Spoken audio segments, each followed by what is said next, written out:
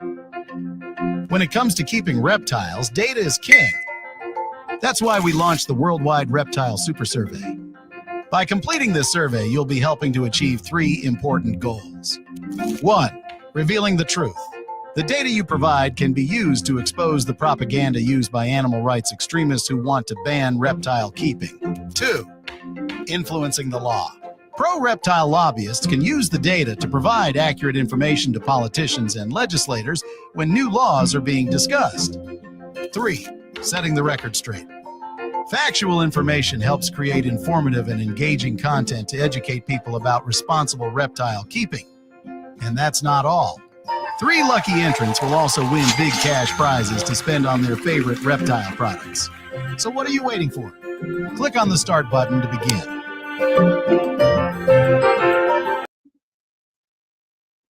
Greetings, everybody. Welcome to the Captive Raptors Podcast.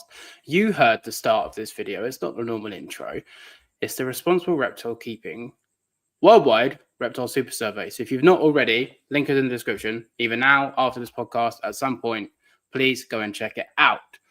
Before we jump into Responsible Reptile Keeping and the Worldwide Reptile Super Survey, let's see who's here. So hello, Daniel. I know you answered a good question. You asked a good question on Ben's podcast yesterday. So everyone get your questions that they're ready. Oh, and also I want to say this bit now. Any super chats in this podcast, once YouTube and Apple take their cuts, will be donated to Responsible Reptile Keeping. So if anyone wants to feel generous, please feel free. It's not going in my pocket. It's going into Responsible Reptile Keeping's pocket. And again, if YouTube takes a little bit, and if you're on Apple, sadly, Apple takes a little bit. But anyway, blah. Hello, Dan. How we doing? Riddler is here. How we doing? Serenity, how we doing? Leo, how we doing, my friend? Thank you for tuning in. Hello, Matt. Thank you for tuning in. Hello, ReptiChat. Thank you for tuning in. Alpha, how are we doing? Thank you for tuning in. There we go. First super chat already. Thank you very much, Serenity Dragons. Once YouTube decides to tell me how much I actually get out of this, I will be donating all super chats to Responsible Reptile Keeping. So thank you very much for the super chat. What's up, Dendro Dave? Just to get through all these quickly, and then we're going to get into this podcast. But happy 2025, everybody. I know I've not really been around in 2024, but I'm hoping to change that in 2025. And that is all thanks to you guys at Patreon that keep me going. So if you guys do want to support me that little bit more than a like, comment, share, or subscribe, then feel free to join the Patreon. Link is in the description. I'm not going to sit here and pretend that you get any amazing perks like other YouTubers, because you really don't. You just help a mulleted reptile keeper continuing to bring you this, well, slapdash, let's say, content on the internet. You also get a behind the scenes on the Patreon. So, for example, when I've just recently hatched the mangrove, Patreon knew about it several days before the rest of the internet. So if you do want to check me out over on there, please feel free to. Obviously, you don't have to, but yes. Okay. And Riddler, thank you very much for RRK. Appreciate your service. Thank you very much for the super chat, my friend. So without further ado, we are going to introduce one of the faces of Responsible Reptile Keeping, Mr. Tony Wigley. How are we doing, mate? Hi, buddy. Mine's not the prettiest face. Mine's not the prettiest face at Responsible Reptile Keeping. I can tell you that much. Well, one of. One of the faces, just not the prettiest. No.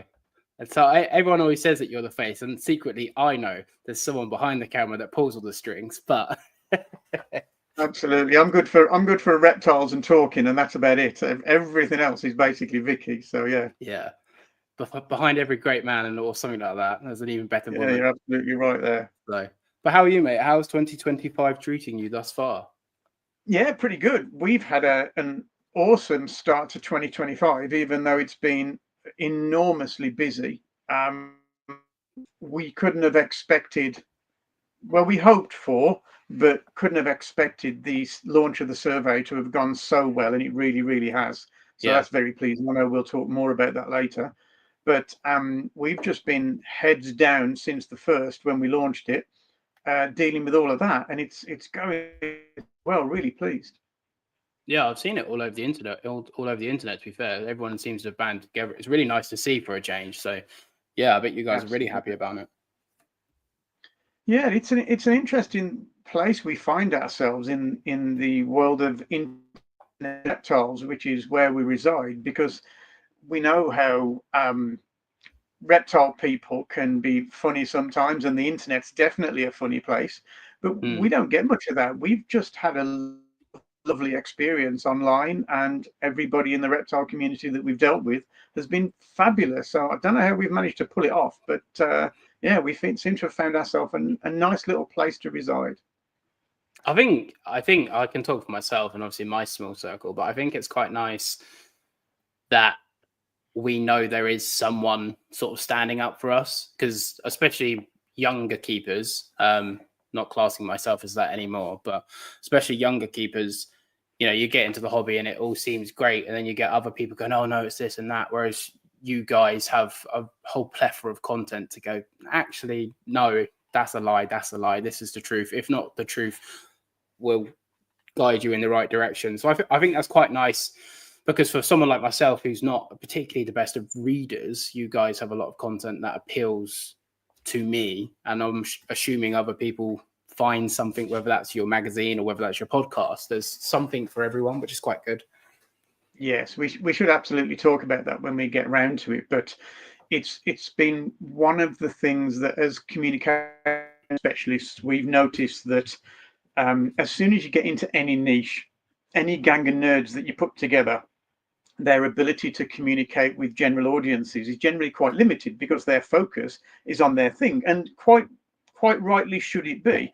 I mean, reptile keepers shouldn't really be bothering about any of the stuff that we deal with.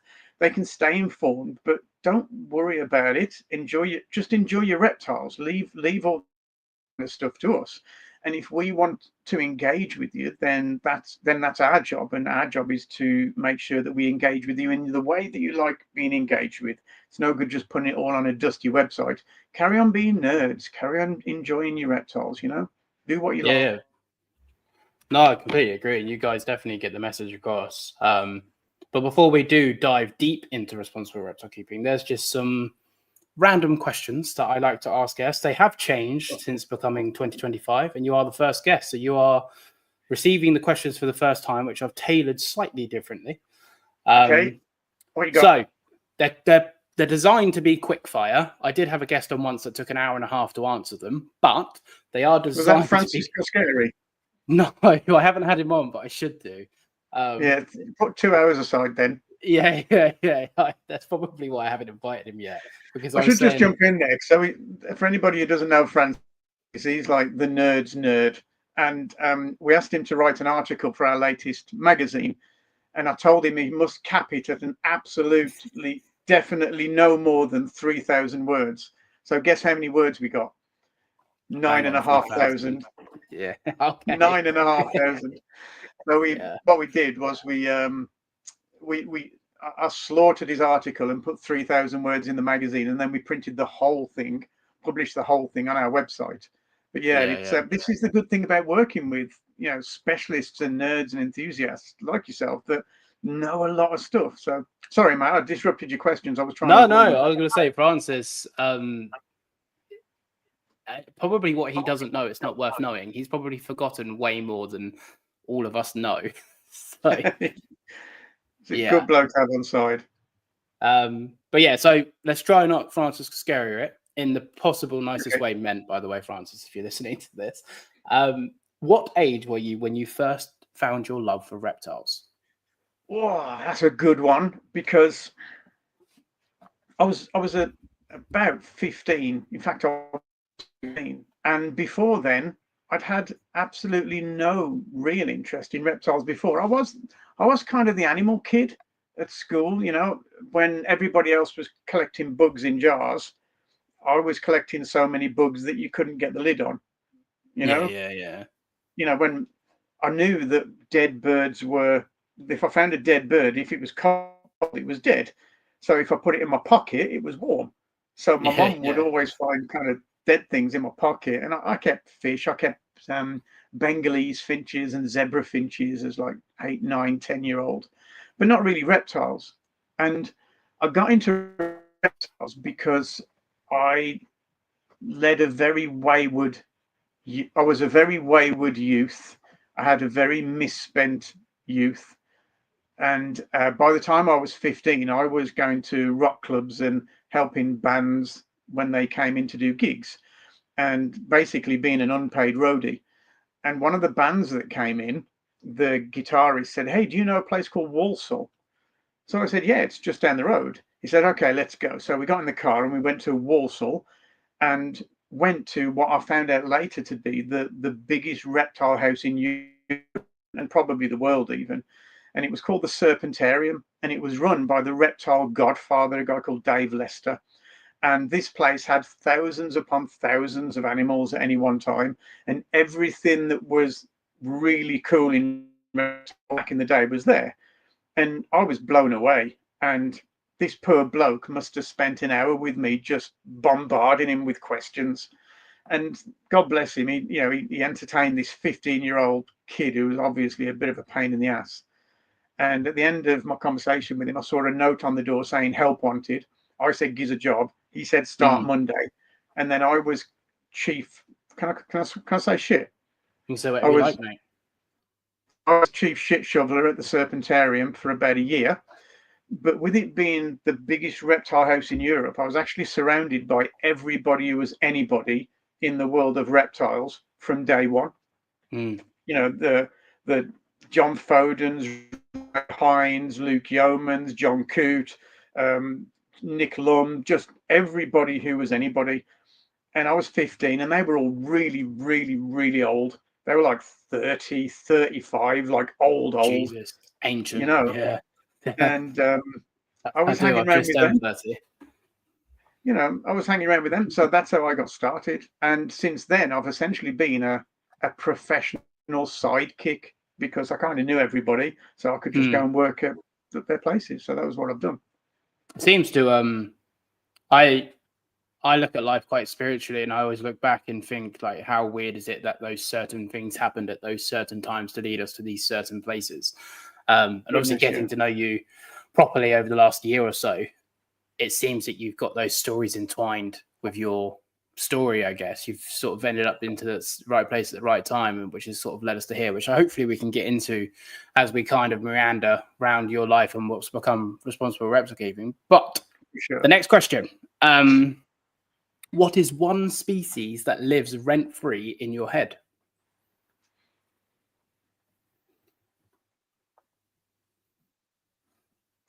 God damn, so many. Sanzinia madagascarensis. Cool. Yeah, nice snakes. Them and white-lipped pythons. Yeah, Sanzinia are cool. For people that aren't Latin friendly, they're the Madagascan tree boas, the ones that are sort of like greenish. They look like dragons. Or reddish. Depends what part of the island you find them on. But yeah. Yeah, it's the red ones that really blow my skirt up. And I went to Madagascar with the idea of just wanting to see those. As long as I saw those, I'd be happy. And I saw everything else except those. And they're supposed to be common as muck. And we just didn't see one. I think when Global Geckos went out on an expedition, I think they found one just sat outside their toilet or something like that. Like their outside toilet. They just walked outside and there's just a Sanzinia right there by like literally the toilet. Okay, next one, which is possibly the hardest for most, but for me, it's a very easy question. Snakes or lizards? I've got to say snakes. I've got to say snakes because that's where my passion started.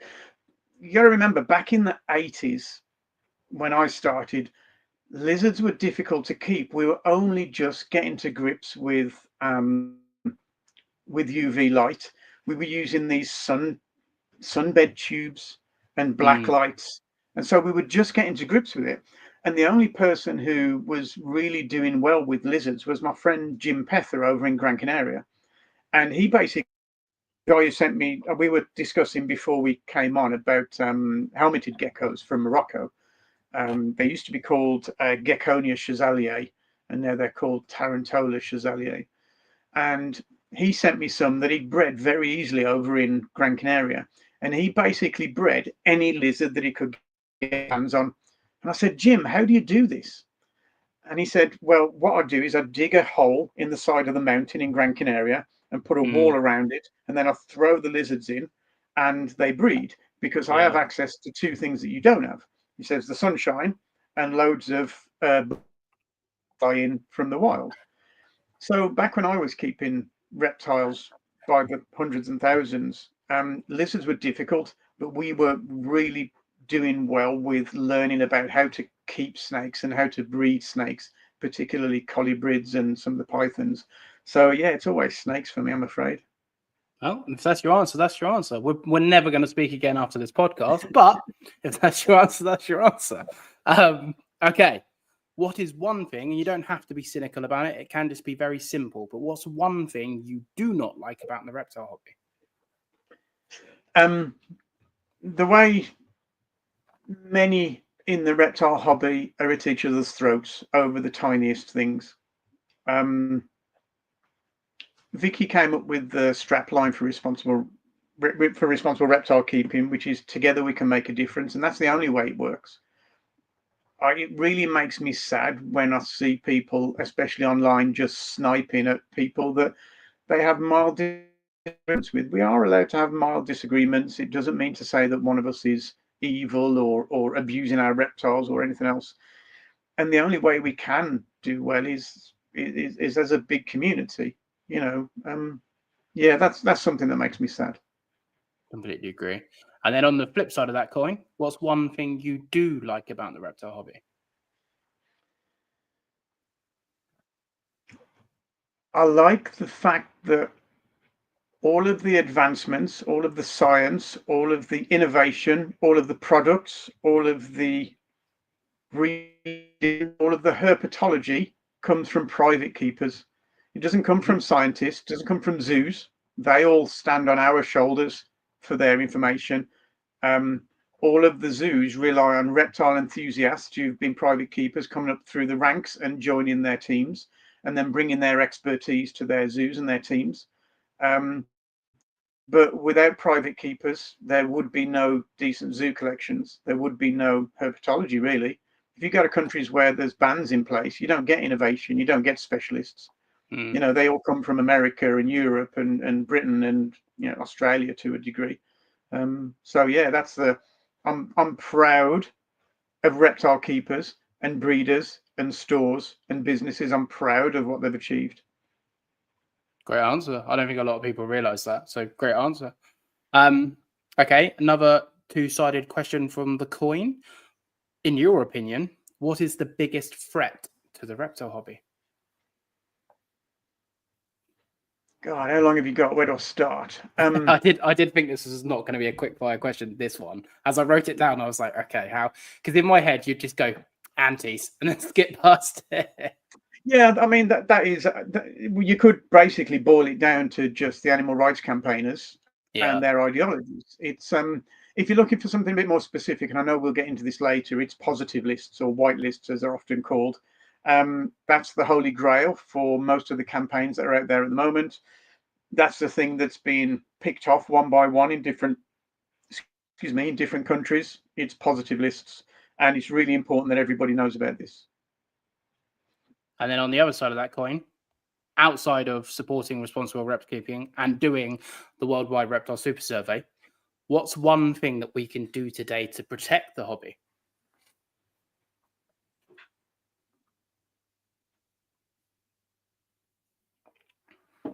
I would say something that was taught to me in probably my first year of reptile keeping, and I still do it this day. And everywhere I go to reptile collections, I do it. I look around the enclosure and I say, what can I do in here to make it just a bit better? Yeah. And it might just be poop scoop. It might just be clean the glass. It might just be water. It might be check the UV. It might be, no, this one needs a bigger enclosure today or this week. Yeah. But just looking into every enclosure and saying, what can I do better? What can be done? What can I do to improve this enclosure? And something that I find really fascinating is watching people interact with their enclosures. And I find the people who sit and watch and look and just enjoy their enclosures, are always on top of what's going on. There used to be this phenomenon that if you didn't look in your enclosure for 4 days, something would go wrong and you'd have to deal with it. But if you look in it every day for 4 days, nothing goes wrong for some reason. You know, it's like scrutiny keeps things at a top level. And just look in your enclosure and go, what can I do better in there? Yeah, great. This one is probably even worse than the snakes and lizard question, but referring to the shoes, Crocs or no Crocs? Oh, God. I know. Hard questions on this podcast. Yeah. They don't have holes, but they're kind of the same. They're cheap Crocs. My original Crocs are for outdoors now, for going outdoors. But yeah, they're knockoff Crocs. One of us. See, Riddler, told you you're not a real reptile keeper. They're hard to beat when you live on. I mean, I don't know if everybody can see, but we live on a boat. Yeah, we're on a narrow boat, so they're hard to beat, because if you imagine the bottom of the boat is sort of nearly 2 foot underwater, so the floor is always cold.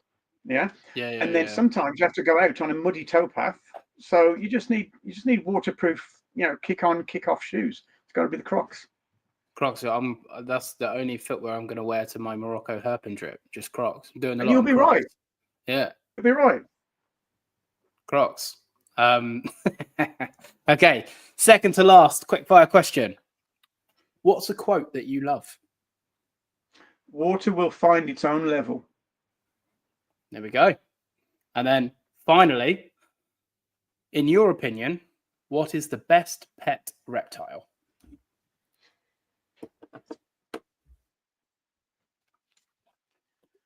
I'm going to have to say hognose snakes. Okay. And the reason for that is that 20 years ago, so let me start here. About 85% of the reptile trade is made up of essentially 6 species, and you can probably name them. Bearded dragons, leopard geckos, crested geckos, ball pythons, corn snakes, and Mediterranean tortoises like Hermann's, Horsfields, and that. Coming up next is, I think it's Western hognose, and I think Ackies are in there as well. But I wrote an article 20 years ago saying, next big thing, definitely get into this, all you breeders, Western hognose. And it's only taken 20 years for that prediction to come true. I like them because they're slightly venomous, and it just opens up another door for keepers to have an extra layer of consideration with their animals. They're small, they're cute, they're relatively easy to keep. They tick all of the boxes. So Western hognose. Nice. There we go. Okay, well, that's quick fire questions. It wasn't an hour and it was probably like 10, 15 minutes. That's fine. That's great. So I think we start with present day, and then we expand out into what possible threats we'll have in the future, i.e. the whitelist and stuff. And then we'll rewind it a little bit and kind of walk through in reverse how you guys ended up where you are. So obviously, everyone that's not seen, across the whole of social media, yourself's been going on a lot of podcasts to shout about, and rightfully so, the worldwide Reptile Super survey. So do you want to give a quick rundown? Do you want me to play the video? Then we'll do a rundown of the Super survey. Did we play the Super survey video? Let's do it. So we played just the thingy one, but we didn't play the other one. So let me figure out how to do this, and we will get this show on the road.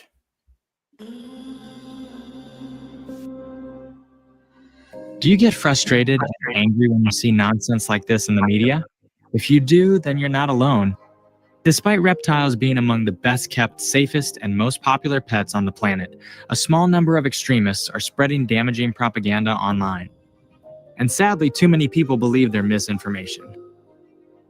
The ultimate aim of these radical campaigners is to recruit support and force governments to ban reptile keeping altogether. It's already happened in several places all around the world. And if we don't fight back, then it could happen where you live too. By becoming a Responsible Reptile Keeping member, you'll be joining a worldwide movement of passionate people who are fighting to protect our right to keep reptiles responsibly. We're setting the record straight by making videos, documentaries, magazines, podcasts, and interviews which shed light on the important reptile keeping topics. Our content supports the awesome work being done by lobbyists and advocacy organizations all around the world. And we're backed by some of the world's leading reptile keeping names. So if you're frustrated by animal rights propaganda, here's your opportunity to fight back against their lies. Become a Responsible Reptile Keeping member today, because together we can make a difference. So there we go. That's a very quick insight for everybody. So if you'd like to elaborate a little bit more on that. Wonderful video, by the way. Yes. Oh, thank you. So firstly, to explain, I think you're asking me to explain what the Worldwide Reptile Super Survey is. Yeah, because obviously that's the thing. We're going to go into Responsible Reptile Keeping, but that's the thing that's all over everyone's social medias right now. So if someone's not seen Responsible Reptile Keeping, we can go into that. But obviously they may have come across Responsible Reptile Keeping for the first time at the minute because we've got this big social media push regarding this survey. So what's the importance and why are we doing this survey? Okay, so to brush over what Responsible Reptile Keeping is in just 3 seconds, we advocate for responsible keepers to be able to keep their animals, and we fight against the animal rights campaigners who are trying to stop us keeping reptiles and doing so unfair. And we're also trying to educate the minority of keepers who do things badly. So basically, we're a media organization that represents and looks after the worldwide reptile community. So that's in a nutshell what our job is. And you'll see us online producing content to that aim. So while we're producing content, we're forever relying on statistics and data and evidence. And we're quite lucky in the UK. We have 2 surveys that harvest data that we can then use as evidence, not only for our own content, for the videos and podcasts and interviews and magazines that we do, but that information also gets used when we're having conversations with government in the different government working groups that we work with. So that data is really useful. And we know all kinds of stuff about British UK reptile keepers. We know more or less how many people are keeping reptiles. We know what kind of species they're keeping. We know how many they're keeping, what they're keeping them in, where they got them from, online or stores or breeders or shows. We know if they're captive bred or wild caught. We know how long they're keeping. We know how old their reptiles are. All kinds of stuff that helps us in our conversations with governments and in our content and in our conversations with journalists. So as content producers, we were obviously looking for that kind of information from around the world because we're an international organization. It looks a bit crap if we just keep, in the UK or, in the UK, we know this, we have this data. So we were looking for the same kind of data set from different countries around the world. And we were surprised and frustrated to realize that it doesn't really exist. None of the other countries have got this kind of detail that we have. Yeah, they've got some little spots of data here and there, but nothing like the comprehensive amount of information that we have in the UK. So because we were building quite a profile online, we decided that we should harvest this data from around the world as well. And we got together with the FBH, the Federation of British Herpetologists, who produce what is probably the most prestigious and long-running, probably the best of the 2 surveys. And we decided to launch that survey worldwide. We sexied it up a little bit just simply because we were able to get funding to create a web platform to do it, so that it was more of an easy access multiple choice questionnaire rather than a difficult onerous questionnaire that it used to be. It's pretty easy to in. It's a much better user journey. So that's the first thing we did. And then we wanted people to be motivated to fill it in. So what we did is we said that everybody who fills in this survey gets a free digital subscription to the Responsible Reptile Keeping magazine, The Keeper. So that's the first thing. Everybody who fills it in gets that. And the second thing is we got funding and support from Exoterra, ZoomEd, and Arcadia. And we've got 3 cash prizes. So you've got the chance to win either $500, $300, or $100 to spend on Reptile Kit. So that should get a load of people involved. And then people ask, well, what are we going to do with the data? So firstly, obviously, we'll use that data in our content when we produce videos and podcasts, etc. But we'll make that data available to any of the animal and reptile advocacy organizations around the world, like USARC. I know that Phil Goss in America, who's the president of USARC, is really looking forward to getting hold of that data. And we work with advocacy organizations from around the world, from South Africa, Australia, and most of Europe. So we'll make that data available to them, which will strengthen their arguments with evidence when they're discussing reptiles with government. So that's really it in a nutshell. Everything's highly confidential. You won't get any spam from us. You won't get your name put next to any of the animals that you keep. It's all confidentially. The only reason we use an email address is because we can clean the data if somebody's made 2 entries, and because if you want to enter the prize draw, we need to let you know you've won a prize. So yeah, it's that's it in a nutshell, really. Yeah, it's I filled it out.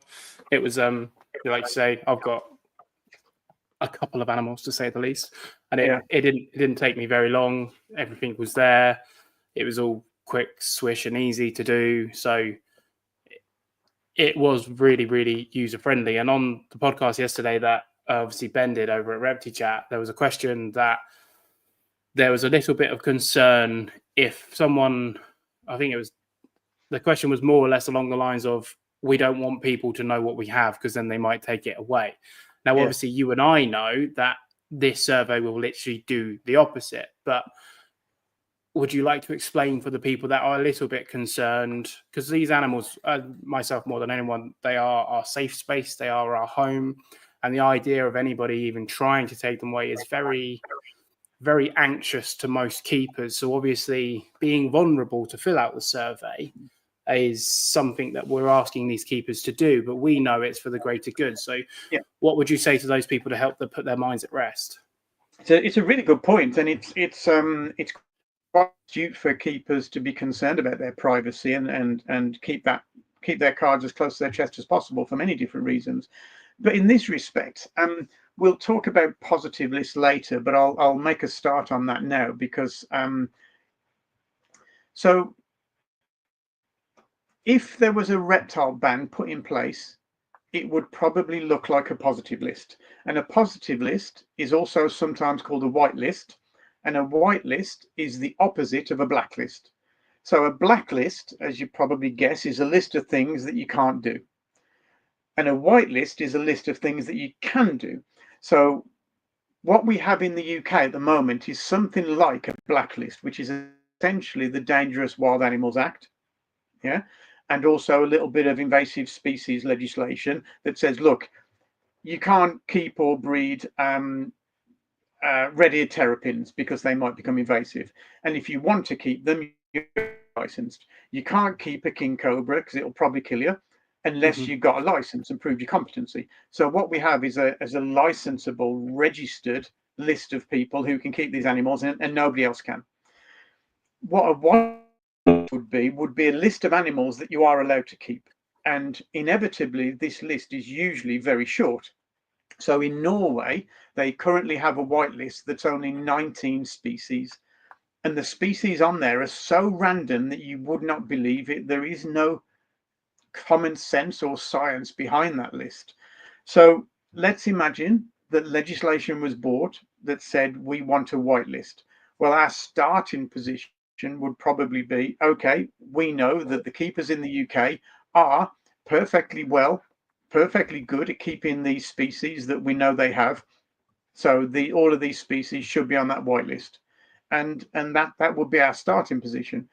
What we're trying to do is take away the argument of the animal rights campaigners who don't want us to keep them, to say we're a niche we're a tiny niche community, and there's not much to worry about, and there wouldn't be much impact, and there wouldn't be much commercial impact.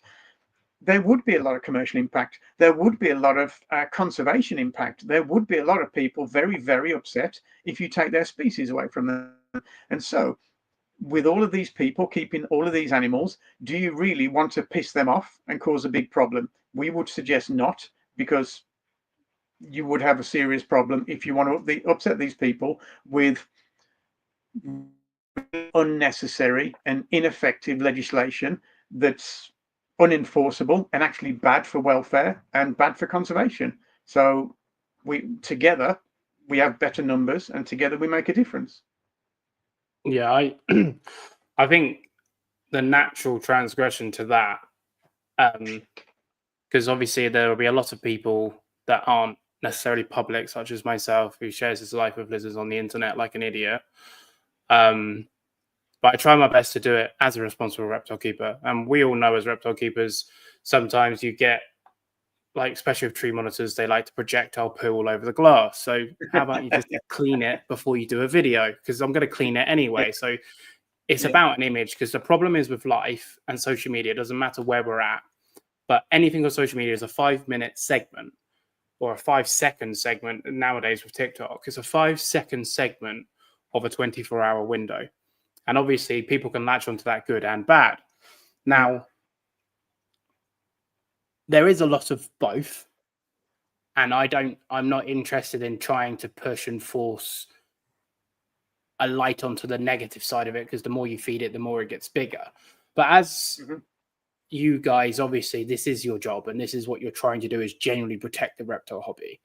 What advice do you give to people such as myself that are social media creators, good or bad? We don't have to address either side of the fence, because that's not what we're here trying to do. But what concise message can we give to reinforce into the brains of content creators to try and avoid the inevitable pressure of a whitelist? So the whitelist is sold as a panacea, as a solution, as a cure for all of the reptile keeping problems. And there are essentially 5 reptile keeping problems. And so let's start with the first one: welfare. All of these animals are very difficult to keep, and they can't be kept well in captivity, and therefore they all suffer, and we're all animal abusers, is the position of the animal rights campaigners. Is that true? Well, sometimes, yes. There are bad keepers who do a very, very bad job, and they shouldn't keep.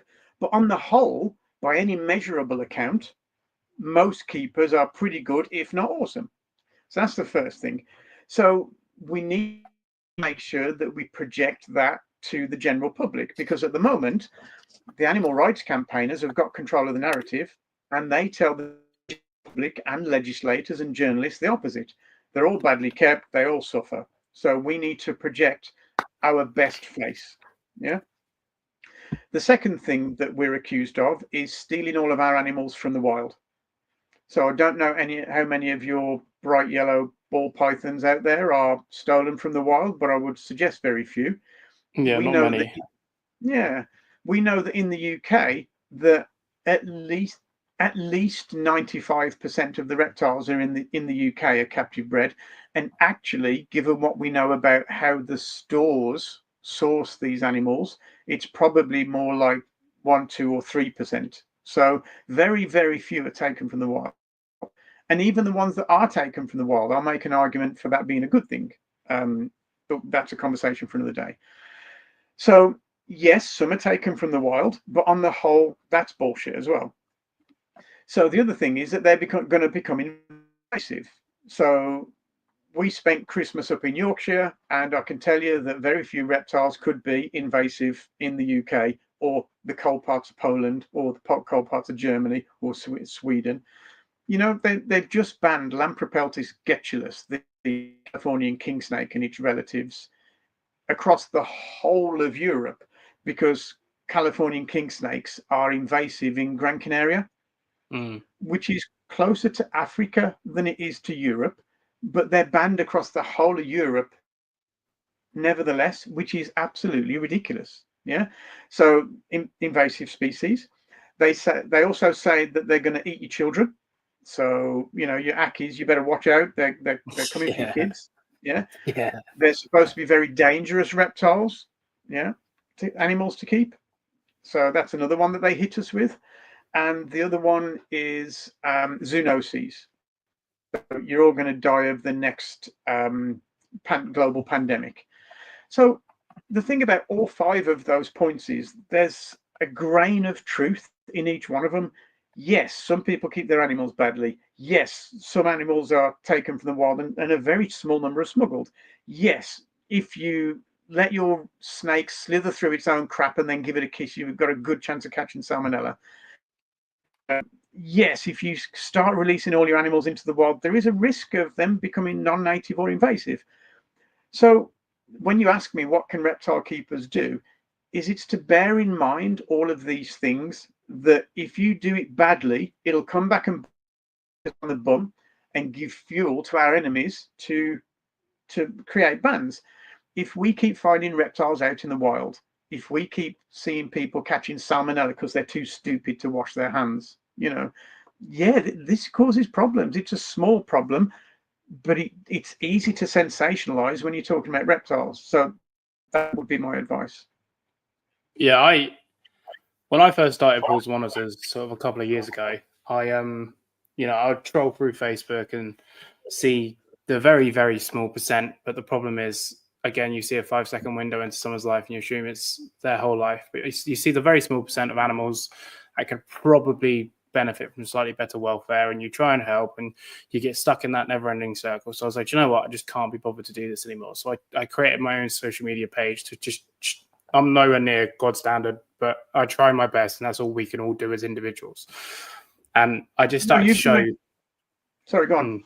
I was going to say, I try my best to show my best and the best and how I believe these animals should be kept. And I tried to shine a light on the positive rather than constantly guiding the negative, because even trying to help the negative in a positive way, you feed and fuel the negative rather than just shining a light instantly on the positive. So when people look into pools monitors, especially over the last sort of 24 months, all you'll really see, obviously I'm very transparent if I do have an animal that passes away, which inevitably happens to everything in life, I will say.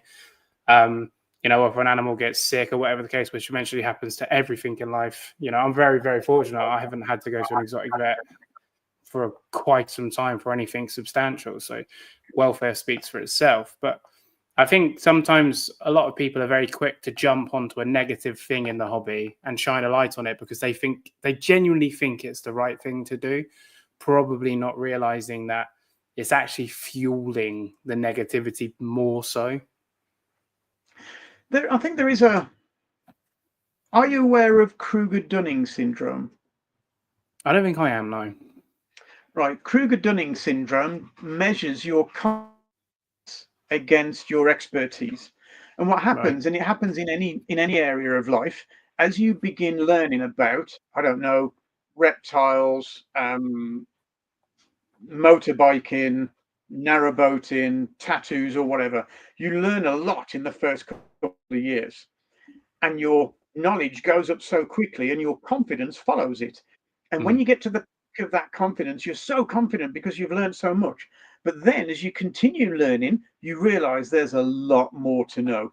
And your confidence drops very significantly until you come along here and you carry on learning and your confidence goes back up as you become a specialist or expert, but it never goes back up to the level that you were at when you first started. The peak of this confidence after the first couple of years is called Kruger-Dunning syndrome.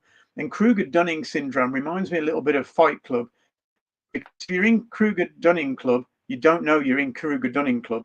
You don't know that you don't know. A little knowledge is a dangerous thing. And what we have online is people who've been doing reptiles for a couple of years and believe, and I was guilty of this as well, I have to say, believe that you are the all knowledgeable, world-saving response and solution to all reptile problems. It is our job to save every reptile. It is our job to, point out wrong when we see it. And my early years of working with reptiles saw me as the reptile guy in Birmingham who got the phone call at 3 o'clock in the morning to say that this python needed a new home, or this iguana was, being mistreated. And I ended up sort of losing count of the number of times I'd kick somebody's door and relieve them of their reptile that they were badly keeping. And I just ended up with a whole collection of shit reptiles that I didn't really want, and stressed to the point where I was actually a little bit ill, having to deal with all this stuff. And I realized that's not for me. I'm very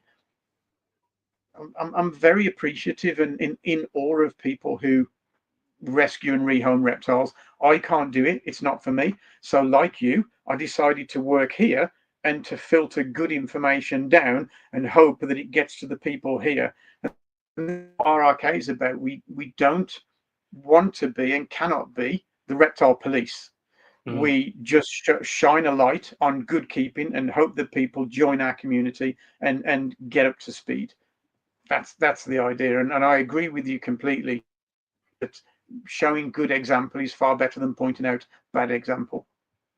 Yeah, there's a lot going around on social. Again, I'm not interested in spreading names, especially not for this podcast, because it's not what we're trying to do, but people have probably seen it. There's a lot going around at the minute about certain people in the hobby, and they're being thrown under this massive spotlight, and in and amongst ourselves, probably rightfully so, but I don't think people do quite realize, like, you can't see what you can't see and you don't know what you don't know. But if you've got people with this Kruger-Dunning syndrome shining a light on it, thinking they're genuinely Gabriel and doing, the Lord's work, and I don't believe they do it maliciously. I generally don't believe people sit at the top of the mountain and throw stones maliciously, but I probably have tumbled and fallen from that mountain years ago and picked myself up and dusted myself off and realized, oh God, I don't know nothing. And I actually enjoy being the dumbest in the room. And I'm very privileged to have fallen from that tree. And I just plea people that listen to this, or, know someone who might do it and they're close enough to talk to them about it, just to make them aware that the wider the beam becomes on something that's potentially quite narrow, the more that can see it. And that's I think cryptic enough to get the message across. Yes, I think you're right. I think okay, so we might know about reptiles, and we and you certainly more than actually at this point in my career. Oh, I don't know about that, mate, but yeah. Well, we could discuss that. But what I don't know is how to adequately convince somebody that they're doing wrong and that they ought to do differently. That's not my expertise. I'm not a therapist. I'm not a psychologist. So it's a much better and much more effective job for us to just lead by example and keep our own houses in order, because the problems are relatively small. Like you're saying, the more people who highlight the problems, the more ammunition it gives to our enemies. What we need to do is load the other side of the balance with the good evidence, which is why the Worldwide Reptile Super Survey should provide a lot of that good evidence for us to say, yeah, okay, these things do exist, but on the whole, this is true. Let's just compare it with drivers, car drivers, dog walkers, shop owners. There's always an element of crap. You can't go to a takeaway restaurant without worrying what's happening in the kitchen. There are some bloody awful ones, but on the whole, you wouldn't say, right, we ban all restaurants because this one guy's doing a bad job. You can't do that. You can't throw out the baby with the bathwater. So we have to just make sure that we demonstrate the good side of what we do, and there's enough of us to make a case. I completely agree. I think a lot when I'm just sat on social media, just mindlessly scrolling, and you see the odd clip of sensationalism of any magnitude, and then you go in the comments and then you get the it belongs in the wild, these are not pets, these are wild animals, blah blah blah blah blah, whilst they're probably sat on their leather sofa from a cow that was genetically bred to be food and leather, whilst they're stroking their random 7 different breed dog that's so far removed from a wolf. And I think the more we positively shine a light on reptile keeping and how intelligent and wonderfully beautiful and unique these animals are, the more that small noise of little understanding, let's call it, because that's all it is, becomes less and less and less, rather than posting sensationalism that will just continue to feed a fire that's slowly smoldering away. And I guess from someone who's been in the hobby properly about 15 years, but enamored with reptiles my entire life,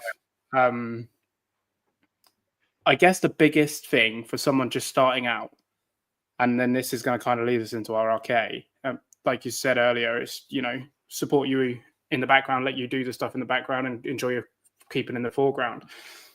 I don't think people quite realize, and I probably didn't myself until, getting the HabiStat job and being very fortunate to get behind a curtain and seeing the industry more than social media shows me.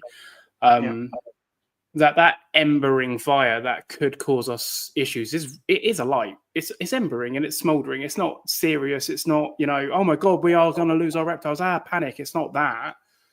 But it could be one stupid video away, one venomous bite away, one crocodile in the River Thames away, whatever, it's so I guess it is important to support responsible reptile keeping, even if you do keep one bearded dragon and you don't think to yourself, because I guess is there a way you could articulate to people that don't necessarily understand it how real this threat is? Yeah, easily. Let's use the example of my buddy in Spain.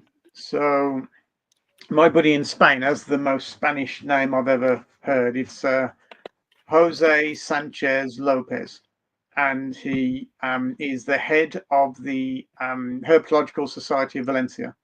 And in case you don't know, ball pythons, royal pythons, are banned across the whole of Spain. And the story of how this came about should scare the shit out of everybody, really.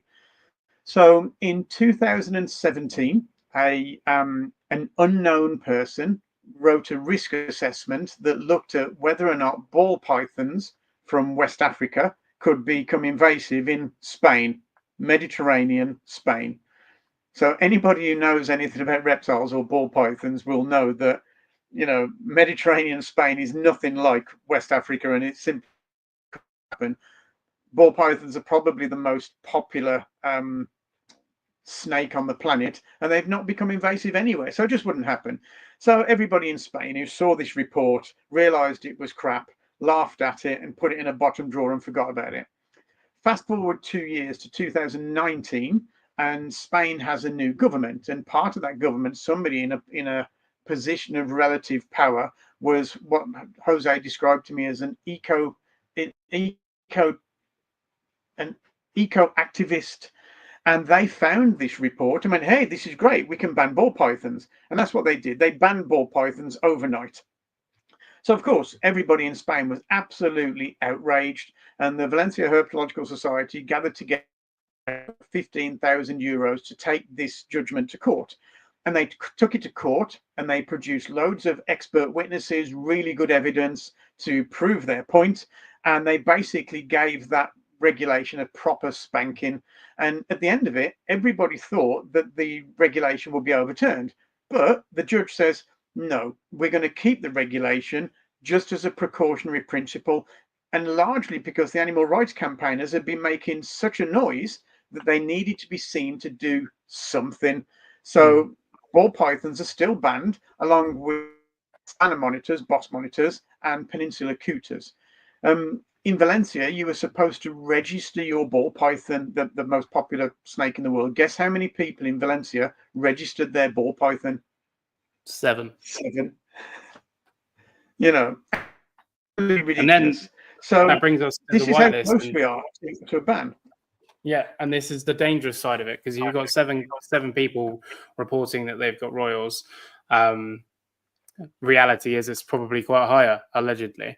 But then that brings us to the whitelist conversation, because now, in a hypothetical reality that I really hope never exists, the whitelist come in, they say you can only keep X species. Someone like myself is probably going to be snookered. Best believe Paul's monitors is being shut down overnight, like never posting a video ever again, ever. And that's going to happen across the whole nation. And what happens to the welfare of all these animals? And we've got all these animal rights activists that proclaim to care about all these animals, and yet they don't. We're not. Well, exactly. They don't. at all. Welfare is not their aim. So let me explain why that's true. In Britain, we've had a recent piece of legislation that talks about primate enclosures. And now in Britain, you can only keep a primate if you keep it in zoo quality enclosures. So zoo standards are probably the highest level of welfare that we can regulate and mandate that we can find. Animal rights campaigners have said that this is a disaster for welfare. So it doesn't matter how good our welfare is, it doesn't matter how good our husbandry is, it won't be enough until there's a ban. PETA has, the People for the Ethical Treatment of Animals, has a slogan that says better dead than bred. Yeah. They're not interested in you keeping your animals alive. In Norway, where a positive list has been in place since 2017, there are only 19 species you can have. But before then, there was an absolute outright ban on keeping reptiles from 1977 to 2017. And a government report found that there were at least 110,000 reptiles being kept illegally in Norway. There were reptile shops full of reptile kit and live food and everything else. In the Netherlands, where they've just implemented a white list, a positive list for mammals, Syrian hamsters are, I think this is the right way around, Syrian hamsters are illegal, but Chinese hamsters are legal. It's actually quite funny that the government website that shows you this regulation and which hamster you can keep, which hamster you can't, shows a Syrian hamster next to the Chinese hamster that they can't even identify it. Yeah. The main Syrian hamster, the main hamster breeder in the Netherlands that has thousands upon thousands of hamsters, has somehow overnight been able to get rid of all of their Syrian hamsters and somehow overnight get a shed load of Chinese hamsters. I wonder how that happened. I wonder how they managed to make that transaction. Nobody can tell the difference. But this is it. Everything goes underground. And if it goes underground, I can't come to you and start asking you questions about how to keep my new monitor because it's illegal. I can't even go to the vet and get veterinary care. So what happens to welfare then? The animal rights campaigners don't care as long as it gives them an opportunity to curtail or shut down keeping. So that's what happens when you create a ban. Yeah, it's quite scary because like you say, I'm fully aware that they don't care about welfare, and I'm fully aware they generally don't care about us as individuals and our primitive need to just have these animals for, especially in the UK, we're kind of dubbed as a nation of animal lovers. I'm not saying the rest of the world aren't, but that's kind of something that's been stuck with the UK for a long, long time. So much so, not saying I agree with it, but you buy giraffes and elephants from Harrods for Jesus. Like people, we've loved animals forever. And if you can have a dog in a flat, you can have a lizard in an enclosure. I'm a big fan of allowing people to have pretty much whatever they want as long as they can give it the means that it needs, whether that's and this is a really important point, because let's imagine that we have a positive list with, I don't know, let's pick a number out of the sky, 50 species. What happens if the species you really, really like isn't on that list? You have to go and get a different species that is less suitable, perhaps, or less wanted. It's ridiculous. Having a variety of animals, it's like saying, oh, you're only allowed to have a Jack Russell, you can't have a Doberman, you can't have an Alsatian, you can't have a Cocker Spaniel, you can only have a Jack Russell. Well, why? What's the difference? If you can have a leopard gecko, why can't you have a fat-tailed gecko? What's the difference? It's an absolutely ridiculous notion, and nobody can enforce it. Anyway, imagine local authorities trying to enforce, coming round tomorrow telling me, oh, that lizard there, you got to keep it this way, or that lizard there isn't the one that you're saying it is. Who knows how to do that? I probably can list the names of everybody in the country who has the expertise to do that. Yeah. It's thank you very much for the super chat. You always know that I can't pronounce your name, so I'm not even going to try and pretend. They have asked a question though, and I'm not sure if it's your area of expertise, so I'll answer it and glaze if you want to. So I don't know if you've already covered this, but what do you do about beginners that receive misinformation on their reptiles care from pet stores? So I wanted to touch on pet stores anyway, because I genuinely am of the whole opinion that reptile stores are the backbone of the reptile hobby. Without reptile stores, the reptile hobby would crumble. That's my very strong opinion. And there are good stores and there are bad stores, and I'm not here to say, this or that. The point still stands on shining light on good regardless. But what I will say is a store giving misinformation is probably no different to your favorite influencer giving misinformation. Both are probably not great. And no matter who you are, where you come from, how experienced you are, how old you are, if you're a kid or a parent, whatever, you shouldn't be getting all your information from one resource, even if that source is a store, because there's always nuance. So if you've done your research and a pet store tells you to buy X equipment, which is not correct, you should know that because you've done your research. That's in a nutshell my opinion. If you want to glaze over that, Tony, you're more than welcome to. If you want to talk on it. I've got plenty to say on that one. So you go free. Yeah. The be-all and end-all response to that question is, whose responsibility is it to learn about and provide care for the animals that they own? Whose responsibility is it? The keepers. The keepers, absolutely. And if the keeper isn't doing it correctly, whose fault? The keepers. The keepers, yeah? Okay, with that said, we have an opportunity as an industry to give good advice and to give keepers a good start in their first reptile experience. So let's come back to the 1980s when we used to bring in thousands upon thousands of little turtles about the size of a 50p piece and then sell them for £2 or £3 in a fish tank, knowing darn well that they grow up to be the size of a dinner plate, need loads of filtration and UV, and stink really badly, and be a really bad pet for most people. Some people are great at keeping turtles, but for most people, turtles of that variety, anyway, etc., make a really shitty pet. And the same went for green iguanas that we used to bring in by the absolute tens of thousands, sell them as a kind of 6-inch long, cute little mini dragon, and then they get to be a 3, 4, 5 foot monster. So what happened in I think it was the late 90s, was the reptile pet trade got together and said, look, guys, this is a stupid idea, selling these animals. If people buy these animals as their first pet and they have a really bad experience, they're not going to be reptile keepers anymore. They'll think this is shit. I'll go and be a train spotter or play fantasy football or something. So it made a lot more sense for pet stores to sell bearded dragons, leopard geckos, corn snakes, royal pythons. Yeah. So that's essentially what happens. The industry largely regulates itself to be good at what they do so that people have a good experience. The ones that don't quickly go out of business. So if you have a chat with any reptile store owner, they don't really care about the RSPCA. They don't really care about their local authority inspector.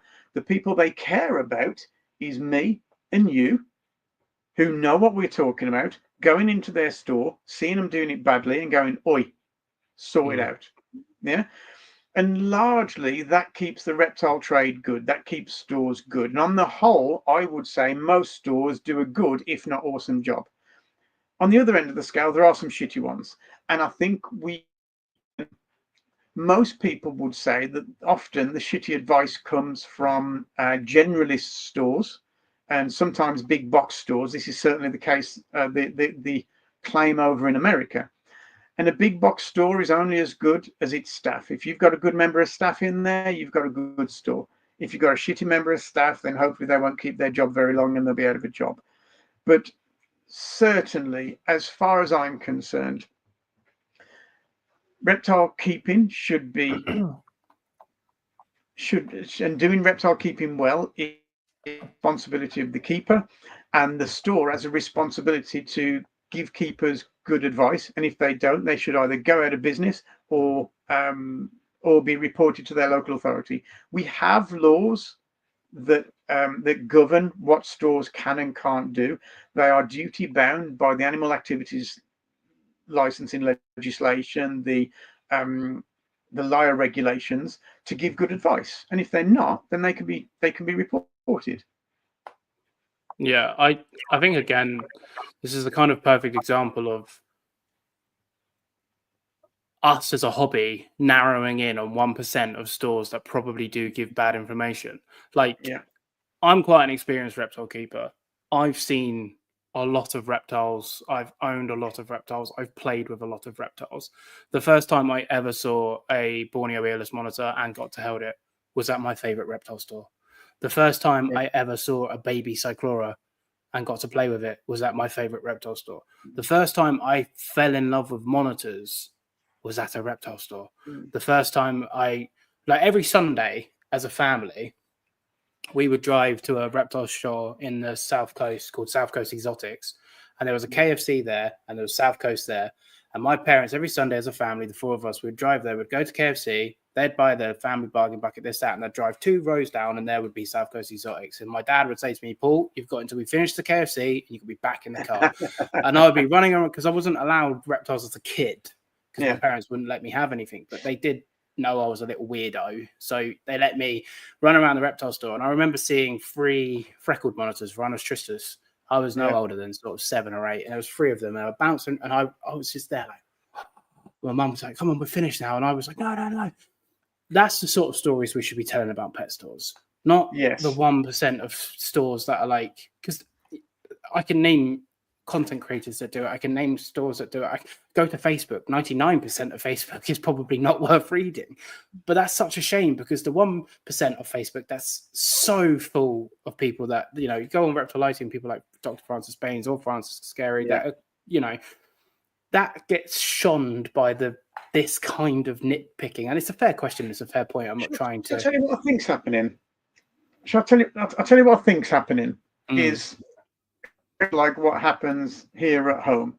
So Vicky is by far cleaner and tidier than I am. Yeah, by far. So Vicky only has to see a bit of mess that I've made a couple of minutes before I've made it, and she's upset with it. Yeah. So the difference between my standard and her standard doesn't have to be very far away before it becomes a criticism. Thankfully, I usually go and clean up after myself when she points it out. But you see my point. If you walk into a reptile store and you're looking for problems, if you're looking for ways that they're failing, you will probably find something in every single enclosure or every single store or every single collection you go to. Whose standards are you advocating for? Because we know that as specialists, our standards probably aren't achievable in most shops where animals are kept for short periods of time and in numbers where the care should be easily maintained. So the way we do things at home isn't the same as the way you do them in stores. So if you see a really bad situation, then the best thing you can do is point it out to the store and they'll hopefully do something about it. But yeah, if we're looking for problems, we can always find them. Just like we walk around our collections and look for things that we can improve, we have to admit that we aren't perfect if we want to improve. So yeah, it's no different to mammals though. Like, let's be honest, you let your dog out into the garden to go for a wee or a poo or whatever, you don't always see, especially if it's 11 o'clock at night, it's snow on the ground, you miss the poo, you go out the next day to go to the shed, you step in it. Jesus Christ, I should have done. Like, it's in everything. Perfection isn't possible. No.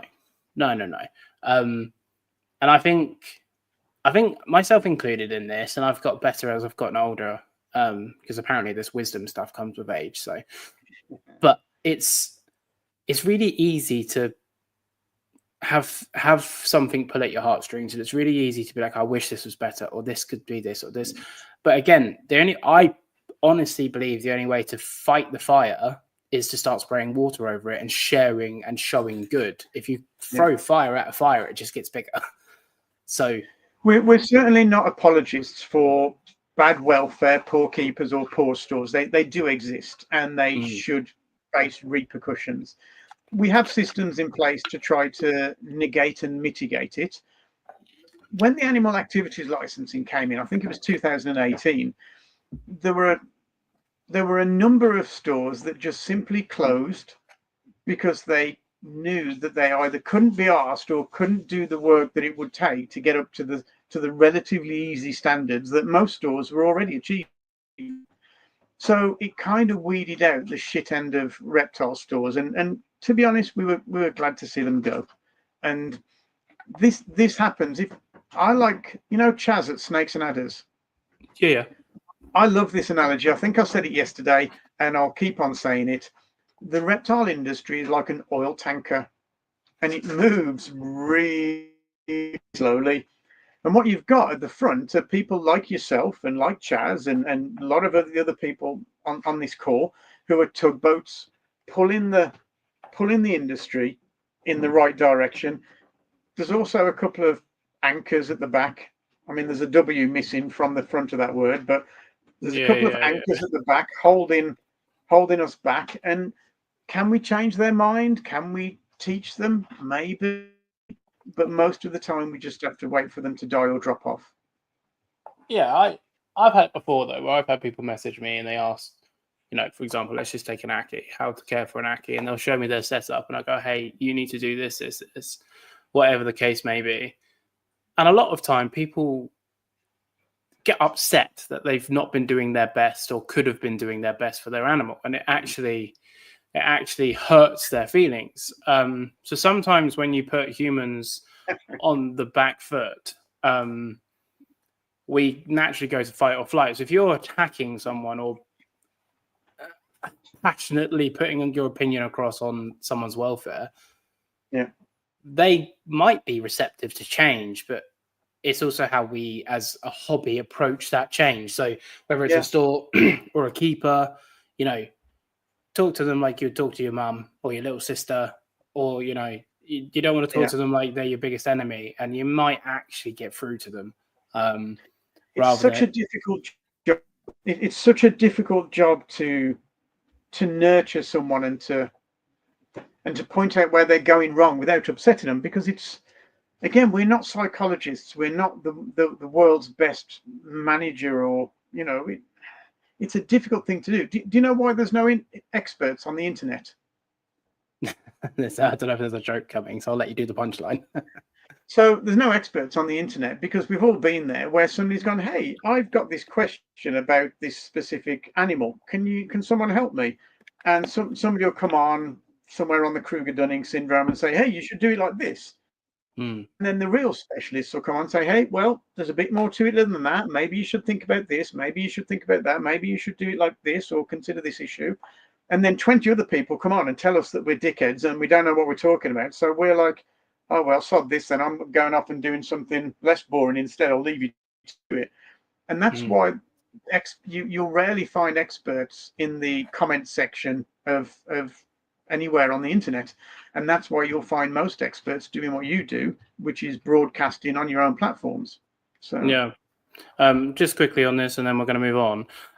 So I'm in the US. A lot of pet stores and classroom pet programs I've seen here recommend a 90-45-45 enclosure for bearded dragons. So my opinion on this is, once upon a moon, when the reptile hobby started, regardless of where we are in the world, there was a standard. Whether that standard was a 2 foot, 4 foot, 6 foot, it doesn't matter. There was a standard. The hobby had a standard. Everyone adhered to the standard. Some people were above it. Some people were below it. Yeah. There is always progression, and there is always room for improvement. And it might be frustrating that you are part of the percentage that are almost in the European levels of standards. Yeah. It will change. And I'm not saying it's right and I'm not saying it's wrong, but when my first ever pet lizard was a Sudan plated lizard, and I had it in a 3x1.5. Wow.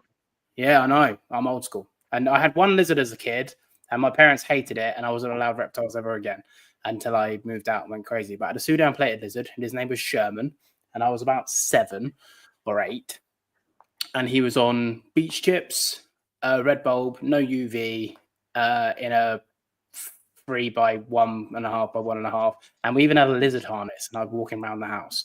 And I don't condone any of that, but it's how I started, and that is my backstory, and there's no point of hiding it. And that's the history, and I've evolved, and now I have 4x4x6 for tree monitors and blah blah blah blah blah. Everyone has to start somewhere, rightfully or wrongfully, and if those kids in those classrooms then go on to be the next David Attenborough, the next Mark O'Shea, the next Steve Irwin, the next whoever, I'm not saying it's right, but sometimes it just takes a spark of inspiration, and in years to come, they'll look back on that little bearded dragon in a 90, 45, 45, like I did my Sudan plated lizard. So that's my pence on that. I don't know if you want to touch on it again, mate, or we'll move on. Yes, absolutely.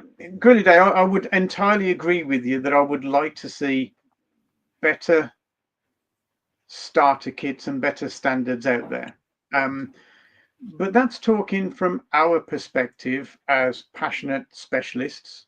And I also believe that there is an important stepping stone on the ladder, which is I don't like to call it basic. I don't like to call it starter. I like to call it essential. The essential stuff that does its job as an entry level for little Betty to have their first leopard gecko or their first corn snake. And I don't expect the big box stores to operate at the same levels we do. I expect them to have a level of competency that's sufficient for their species and for the customer base. I think that there's a necessity for it to be at a level that allows people to enter the hobby, because what these places are is a kind of a seeding center for specialists like you and like me and like all of us to get started. And if we take away those bottom rungs of, then we don't get any Paul's monitors, and I'm not, and this again, I'm not advocating for poor welfare. I'm just trying to add an extra set of perspective, which is this good enough? Is this a good level for people to start at? And I think the UK and Europe is a little bit ahead of America. Would you say so, Paul? Yeah, I completely agree. General terms. Yeah. And they'll get there. They'll get there. Yeah, I don't think I'm not trying to like poo-poo on America, but obviously European herpetoculture, for the consensus, we're pretty aligned that most to all reptiles need UVB. There's still a couple in the air that I'm of the opinion of any animal deserves UVB, whether it's an insect or a reptile or an amphibian. But some people are like, crepuscular, definitely strictly nocturnal, maybe not. But for the most part, we're all aligned at UVB. Whereas in America, you still see people keeping varanids quite regularly without UVB. But again, my point stands. Doesn't mean I have to agree with it. But 20 years ago, we weren't keeping varanids with UVB. We learned, we grew, we got better. It's just a transitional period. And I think it's quite monumental to hold on to stories like that pet shop or classroom that are recommending that sort of size. In 20 years' time, you'll look back and go, remember that? And now look, bearded dragons are in 7 by 3 by 8s. And that's just standard, like floor to ceiling. They can climb right up. So here's another thing to think about is that reptiles, as far as I'm concerned, enjoy the best welfare of most pet taxa. Yeah. If you look at a horse in a field with nothing to do, I look and I'm like, where's the enrichment for the horse? Where's the enrichment for the dog in the house that's left alone for 8 hours while people go to work? And in comparison, I think reptiles do very well. There's also an inclination amongst the specialists amongst us to say, oh, well, we know that there's this research out there that says that ball pythons like Mozart, but they hate Slipknot. So if you're playing Slipknot, you're not doing very well. Yeah. And we can always improve. We can always make our captive environments more like the wild environment. But there gets to a point where the gains are smaller each time, and the cost of doing so is probably outweighing the benefit.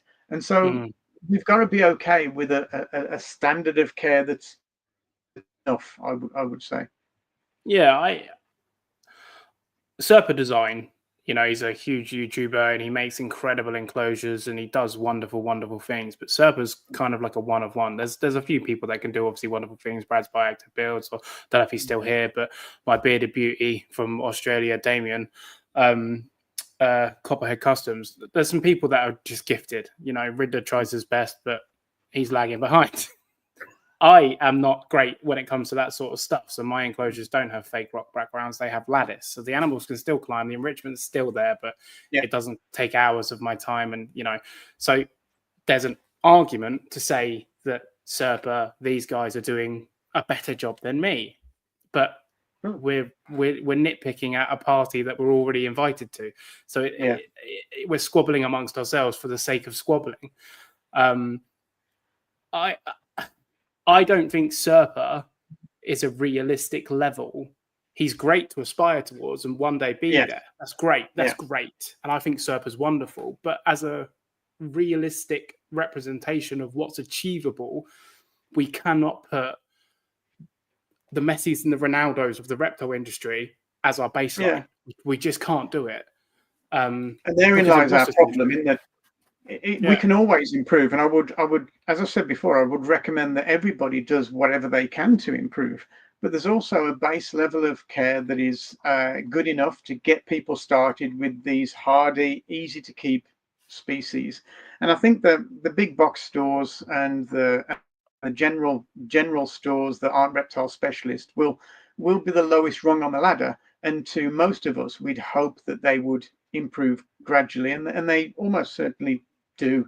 If we look at what they were doing just 10 years ago, 15 years ago, I'd hate for any of your viewers to come to the stores that I was in charge of 35 years ago and look around there. I would hate it. I would be embarrassed. I embarrass myself. But this is the beauty of reptile keeping. We've come so far and we've moved so fast, and we continue to go in that direction, and that's what makes me proud. Yeah, for sure. Beard of Beauty had me so excited. Then he was dashed. No, not you, mate. Honestly, you're like a bad smell. I can't get rid of you. But yeah, so I think we've touched importantly on pet shops as the fundamentals and the backbones. We've touched on that. Are you happy that we've touched enough on whitelist, or do you want to go back over it? No, I think there's a couple of things to know about whitelist. I think we've essentially said it, but in a nutshell, I believe that reptile bans are unnecessary because on the whole, we do a pretty good job across the industry and across the nations. If you want to compare reptile keeping with any other taxa, I think we'll put up a good fight. I think we'll do pretty well. So they're unnecessary. The second thing they are is unenforceable, because we know that sensible people ignore stupid rules and keep them illegally anyway. We know that most local authorities have neither the time, the money, or the expertise to enforce these rules anyway. So they're unenforceable. They're definitely bad for science, because we know that all innovation, all herpetology comes from the private sector. So if you close down reptile keeping, who's going to breed the first mangroves? Who's going to do all this work with these really interesting, important, and lesser known species? It should be remembered that no animal that has ever been captive bred has gone extinct. So we need people who can breed things. And the fourth thing about positive lists is they're bad for welfare, because it stops us looking for veterinary care and it stops us seeking expert advice. So they're universally a really bad idea, but they're sold to governments as the for all of these problems, a quick and easy fix. But we know from the evidence of everywhere they've been brought in that it's an absolute shit show. So it's our job to let the legislators and the politicians know this, and we're doing a decent job. One of the posters in your intro thumbnail is "Your voice is needed now more than ever," and this is a questionnaire that's being run by the EU Commission right now to find out if they can bring in a positive list across the whole of Europe. So just to spend just a couple of minutes on this, if that's okay. Yeah, of course. Yeah. Europe has always backed away from any legislation that that imposes welfare, because they want each individual country to impose their own laws, because there are differences in culture, there are differences in circumstances, there's a difference in legal complexities that mean that welfare is always much better and much more effectively administered by the country in question. To have an EU-wide positive list, I think it was DGHT in Germany who proved that it was legislatively impossible and constitutionally flawed. But there is this pressure for the EU to bring in an EU-wide positive list, and we need to resist it with every bone in our body, I have to say, because the animal rights campaigners have got a head of steam behind them and a shitload of support, and we need to be doing our best to avoid it. I must say that the questionnaire that you'll find, if you find that post on our website or on our social media, it'll take you to the questionnaire, the survey, the EU survey, and it's an absolute bloody nightmare to fill in. It's awful. It will take you a long time, and you'll need to understand a bit about positive list to be able to fill it in. But if you've got breath in your body, I would recommend that you went to fill it in, because we need as much help as possible. At this point, I think that a positive list is possible, if not probable, and it's something that we all should be up in arms about. We should be outraged. Every reptile keeper in the world should be outraged by the idea of a positive list and adding fuel to the voice of anybody who's opposing them. It will be the worst thing to happen to herpetology ever. If it happens, you should be concerned and you should be angry, and if you're not, you need to learn a bit more, because it's an absolute nightmare on the way. Yeah, it's pretty scary. I've got your website and different bits linked, but I'll make sure I link it properly in the description as well. It is scary because, like you say, I know you guys definitely don't do fear mongering, so the fact that we're saying it means it's almost a reality. Fear mongering. Sorry, I'll just jump in there. Sorry to interrupt you, but fear mongering is a really important topic to cover in our work, because we suffer from two problems at either end of the scale. If there's no legislation, if there's no fraud on the internet, if we do a really good job and we quash any ridiculous legislation and we refute any propaganda, then people say, hey, why are we supporting them? There's not a problem. The sky's not falling in. They're just fear-mongering. If we do a really bad job and there's loads of legislation and loads of misinformation out there, people are like, hey, where are all the advocacy organizations working to do this work? So it doesn't matter if we do really well or do really badly, we look like we're doing a bad job. So it's a difficult one for us to manage. We don't want to fearmonger, but we all have to be considerate of the fact that positive lists have been introduced in several different countries now, and they're trendy, they're gaining traction, and people in Europe think they're a good idea. People in the European Parliament, rather, think they're a good idea. We must do everything we can to change their mind. We're certainly not fear-mongering. They're certainly a problem. You can ask our Dutch colleagues, you can ask our Norwegian colleagues, you can ask our Spanish colleagues, where they're bringing in positive lists for birds, mammals, fish, reptiles, everything, possibly even invertebrates. So it's happening. Yeah, that's what I mean. I know you guys don't fearmonger. It's not just do it. It's a reality. Thank you for the super chat, Ben. Good night. Thank you, Ben. I guess a good lead-up question or follow-up question, sorry, to that is, we know there's a lot of reptile keepers and invertebrate keepers and bird keepers and fish keepers across the world, but apparently we seem to be low-hanging fruit, which we're obviously not. Yes. Why do you think that is?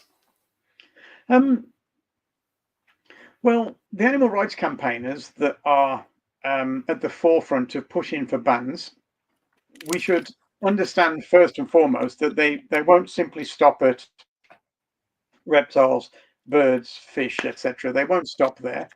The chairperson or the president of PETA, People for the Ethical Treatment of Animals, has said that the sooner we can dispense with this idea of a pet, the better.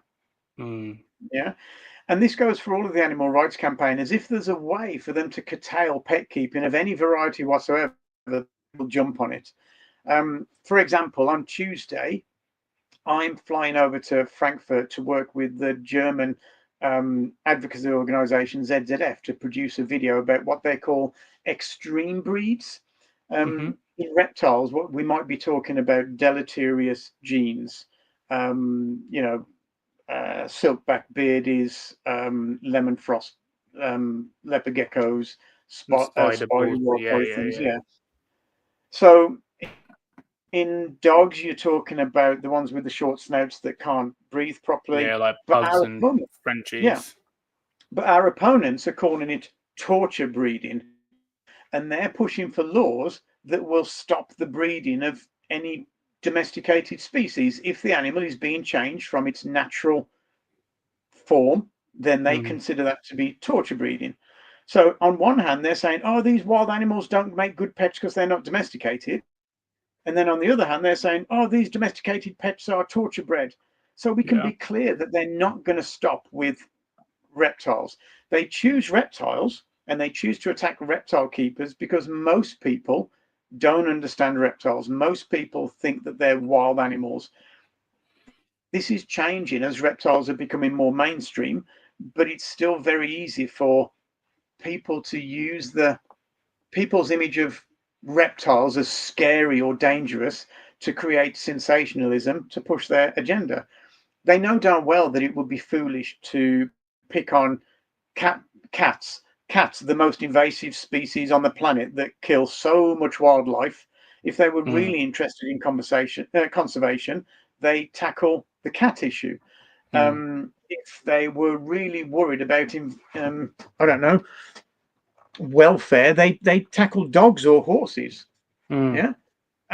If they were really interested in or being injured by their pets, then horses are probably the most dangerous pet you can keep. If you get kicked or bitten or headbutted or thrown off a horse, you're in a lot of trouble. Yeah, of course you are. Yeah. So they are sensationalizing reptiles because it's easy to sensationalize, but that's really why they're picking on us first. They won't stop there, though. Dragon Pit, thank you very much. How's it going, Tony? Keep doing what you're doing, mate. Big love from George and Chelsea. F a positive list. I think this podcast is where all the cool Responsible Reptile Keeping members hang out. I bust out the shirt and the cup just for the pod. I saw, yeah. Yeah. Good work. Thank you, guys. I must say that we do really appreciate seeing our membership grow, because we sit in our little office hoping that we're doing the right thing, thinking that we're, doing effective work. But it's not until people join and give us feedback and tell us, keep doing what you're doing. I have to say, this is really, really encouraging. So thank you very much, everybody. Yeah, no, I've been very proud of the reptile community. Like I said at the start, with I sort of see it everywhere at the minute. So sort of everyone I'm following, it's Worldwide Super Survey, Worldwide Super Survey, Nice. Worldwide Super Survey, which is quite nice because it's almost humbling knowing that we all do care. Because again, zooming in and having the 1%, you tend to see all the bickering and the arguing and this conversation and that conversation and blah blah blah blah. Yeah. And all social media has been for the last week or so. It's just been, Worldwide Super Survey, which has been an absolute wonder of a collective. And I've had 3 or 4 people message me in the last few days, I've signed up, done the survey, blah, blah, blah. And I'm like, yeah, good. Like, just keep pushing, keep fighting. Because, let's be honest, like, none of us has got any money at the minute. It's a crisis. But we all bite some pints. We all have a packet of fags. We'll all have a takeaway. We'll all have a coffee. We'll all have whatever, pick up a chocolate bar. Just put that chocolate bar down for the month, and then that's your Responsible Reptile Keeping subscription. I know I'm sounding cliche here, and I like to think people don't think I'm just saying it because you're on here, because I say it anyway. But yeah, it's definitely worth funding. It's definitely worth getting involved with, because I'm not academic enough to understand legislation, and I'm not smart enough to fill out these different bits and bobs or know where to find them. Whereas I can just follow you guys and it's just there, and you go, oh, wow, did you see this or did you know that? And I think that's the biggest pro for Responsible Reptile Keeping. It's you guys aren't faceless, because, you both show your faces, you do different bits like this, but also you've got content of different bits and bobs. So it's not just give us money. We're accountable. Look at all this work that we're doing. Like, if you want to help, great. Like similar. I mean, it's a similar mantra to what I do. I don't do nowhere near as much as you do, but I'm like, if you want to support me, you can. We're here for the right reasons anyway. But if you want to jump on board, then great. I have Vicky and I. Oh, tank buster, giant reptile. Require a license. We'll get to that one. That's a good one. You can go. Yeah, then we'll get into this. I just put it so I don't forget. That's a very good one. We absolutely hate the idea of asking for money. It's not something that we're comfortable with. It's not something that we're very good at, but we realize that it's an important thing to do. And the reason we know this is because we tried for a very long time to bolt our communications expertise to the side of other organizations that needed that kind of media communications expertise. And frankly, we failed. And the reason we failed was because while we were working as volunteers for these organizations, we weren't earning a living at our day job. And we were working in our media day jobs, we couldn't do the work that needed doing over here. And it's one of the reasons why we launched Responsible Reptile Keeping, because I kept saying to Vicky, this is a shit show. It's a nightmare. Something needs to be done. Somebody ought to do something. Oh, if somebody did this, it'd be great. Or if we got funding to do this, it'd be brilliant. And in the end, me down and said, look, Tony, you've been doing a lot of talking. She says, and a lot of people do a lot of talking, but very few people do a lot of doing. So either do something or shut the fuck up, basically, is what she said to me. So that's what we did. And we knew that if we were going to do this, we needed to have sufficient funding to achieve it. On top of the funding side of things, we need a membership so that we can say, hey, we've got 1,000 members, we've got 20,000 members, we've got 100,000 members, you better listen to us.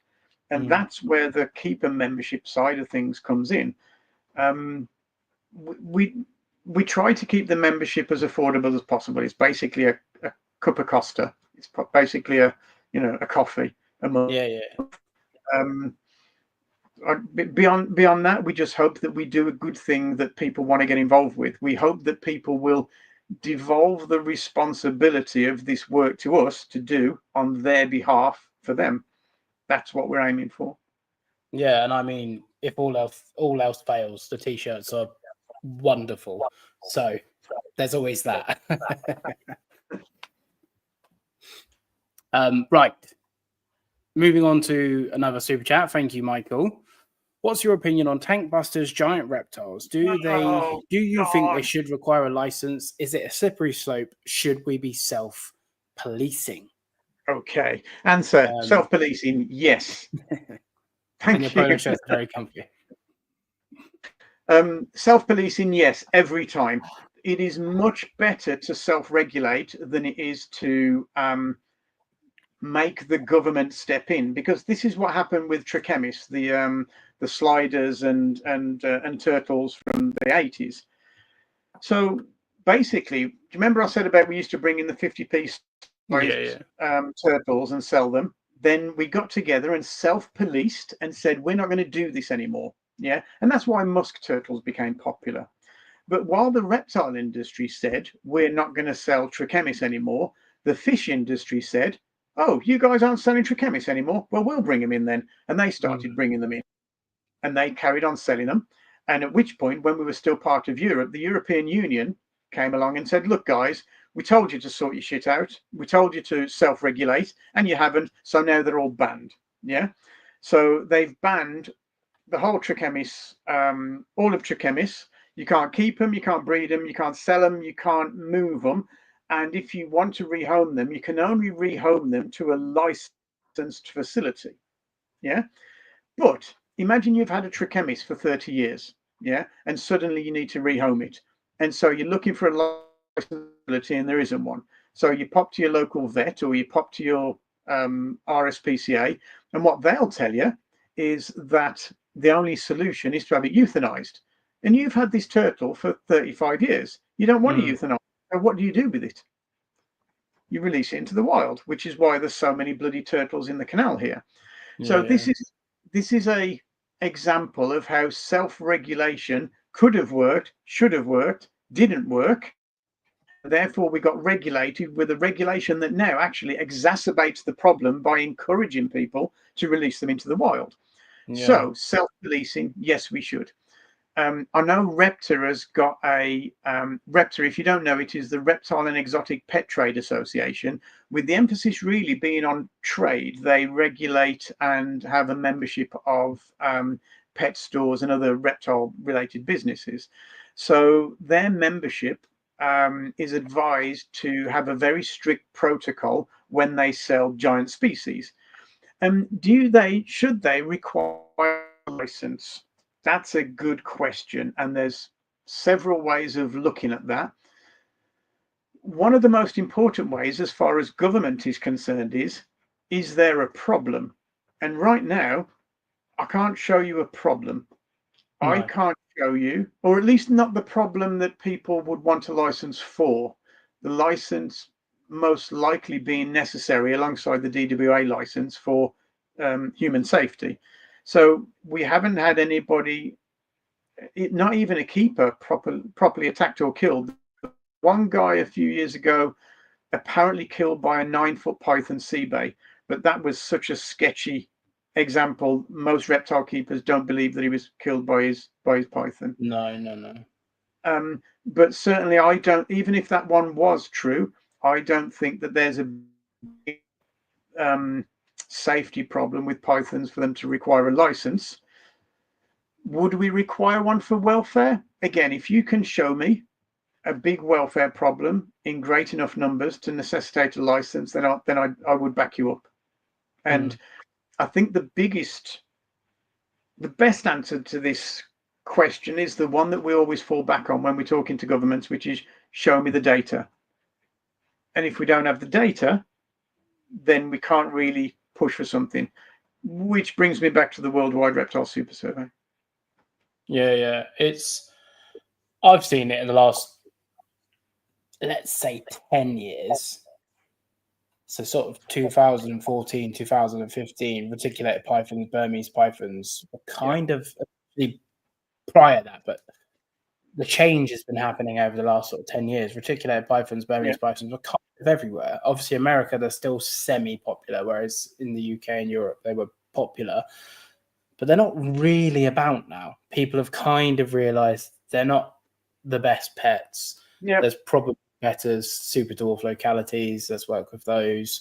Let's work with Angolan pythons instead of Burmese pythons or something like that. So people are regulating it. The hobby itself is regulating itself, which is nice. So yeah, I don't think they should be licensed. I strongly believe that people should be allowed to keep them. I strongly believe that if you can show that you've got the knowledge and the expertise to keep a bull elephant, you should be allowed to keep one. Yeah, and that it always comes down to that. I don't think there should be any difference of whether you're a zoo or a private keeper, whether you're in Britain or America, whether you're keeping a bull elephant, a retic, or a king cobra. I think if you can show that you have the knowledge and the expertise and the facilities to be able to keep them, you should be entirely allowed to keep them. We can have a conversation about which animals are possible to be kept in captivity. And I will concur that a blue whale or a wandering albatross probably can't be well kept in captivity. Everything else we'll have a debate about. And great. I was going to say great white sharks don't do well because they've never been able to be kept in captivity. That's a very good point. Yeah. And this, I think, is the key. Is that, shall I tell you who the best facilities I have ever been to? Piss all over zoos. Zoos don't have the budgets or even the man or the passion quite often to create the type of facilities I've seen people keeping. Private keepers keeping animals in. Private keepers leading the way again. So certainly we should be allowed to keep them. Licensing, is it a slippery slope? Yeah, a little bit. So isn't that what licensing allows? People who can prove that they have resource and abilities to keep animals. Yeah, but my problem with licensing, I'm pro-licensing DWA. I'm not opposed to DWA. What I am opposed is the uniformability of it, depending on your council, depending where you are, depending what you do, of how much it costs. Because I know a lady, I won't mention her on here, but she did make a post on her, I think it was her private Facebook. She does animal activity license for like animal parties and educational events. And there's someone in the county over whose AAL is something like, let's just say, I forget, it's like 200 quid. Hers is like thousands. And they have, but because of the way the postcodes work and the way that the counties are divided, they can both do parties in each other's county. So she's got 10 times the overhead for the same thing. So that's for me, if we could uniform that, then I'd be a bit more pro. Yes. I think you're absolutely right. Yes. Isn't that what a license allows? Yes, in theory, but they're poorly administered usually and poorly enforced and not uniformly enforced either. And again, where would we? Yeah, damn right. Thanks, Ali. This is again another. Where would we get the expertise to decide what needs licensing or what doesn't? So let's start with anything venomous. Are we talking about mangrove snakes here? Are we talking about Western hognoses? So there has to be a cutoff. But I know that in Canada they've just about decided that they're going to ban anything venomous, and that probably puts hognoses on that list. So yeah, it is a slippery slope to a decent degree. I'm only in favour of regulating, or at least government regulating, anything where you can show me there's an absolute problem that requires a government solution. Usually, if you get governments involved, it turns into a mess. Would you agree? I think with anything in life, you give someone an inch, they'll take a mile. I think we should be able to stand on our own too. And I think we, in amongst our own societies, which sadly are dwindling, but we should be able to come up with our own guidelines, which are. And on the whole, we do a good job at that. I've just found a quote on my phone that I meant to say. It's politics is the art of looking for trouble, finding it, whether it exists or not, diagnosing it incorrectly, and then applying the wrong remedy. And that is a worry that we have with reptile keeping, is if you let governments loose at it, they will invariably make an arse of it. So I'm much more in favour of self-regulation than anything else. And this is when it comes to giant species, deleterious genes, getting our newbies and kids who are just starting keeping off on the right foot. We're far better at it than government will ever be. So if we can do it in-house, we'll do a better job of it. And they'll leave us alone. The scuba diving industry, they do a great job of self-regulating. Yeah, I think. Well, he's sort of scared here, and we'll try and tie it in, because Scotland have basically banned snakehead sturgeons, blue crayfish, because they can be invasive. But I don't know loads about fish, and I'm not going to pretend. But through conversations with Michael, some of those animals couldn't become invasive in Scotland, and would struggle to become invasive where I live, right down the south bottom end of the country, let alone right up in the north. Overreaching legislation. Yeah, they're making decisions based on uneducated information. So we kind of need ourselves to back ourselves, because I think the problem is with humankind anyway. You know, I'm trying to go on a diet at the minute. So I'm saying in my brain, no chocolate, no chocolate, no chocolate. And because we can't comprehend the negative, I just want chocolate. Whereas if I just went about my day not thinking about chocolate, I wouldn't have chocolate. So if we said to someone, hognoses,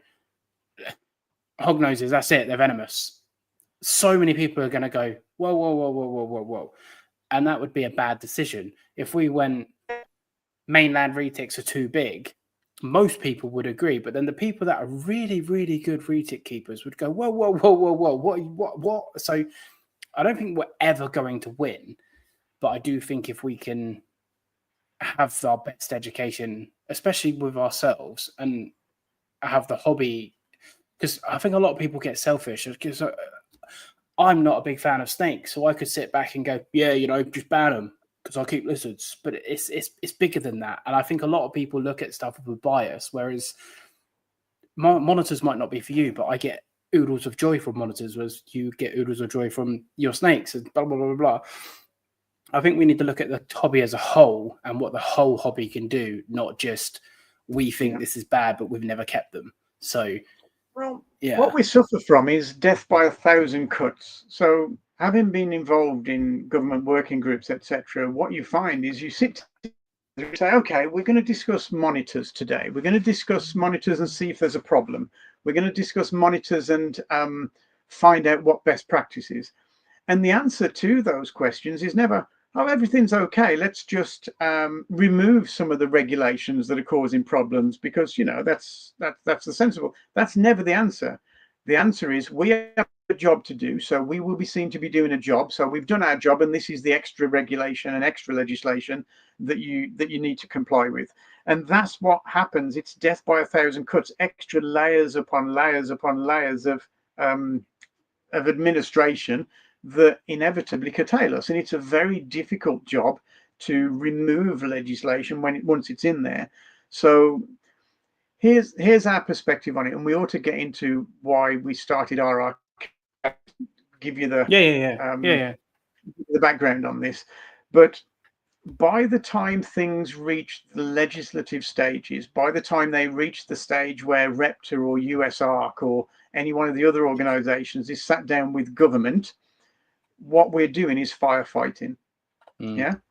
What we're aiming to do with RRK is to educate people to the point where they already approach the situation with a sensible perspective, so that half of the problems don't end up on USARK's or Repta's desk in the first place. That's our aim, so that we can educate people and inform people and put some of the myths to bed and give people our side of the story, because there's a lot for us to be proud of.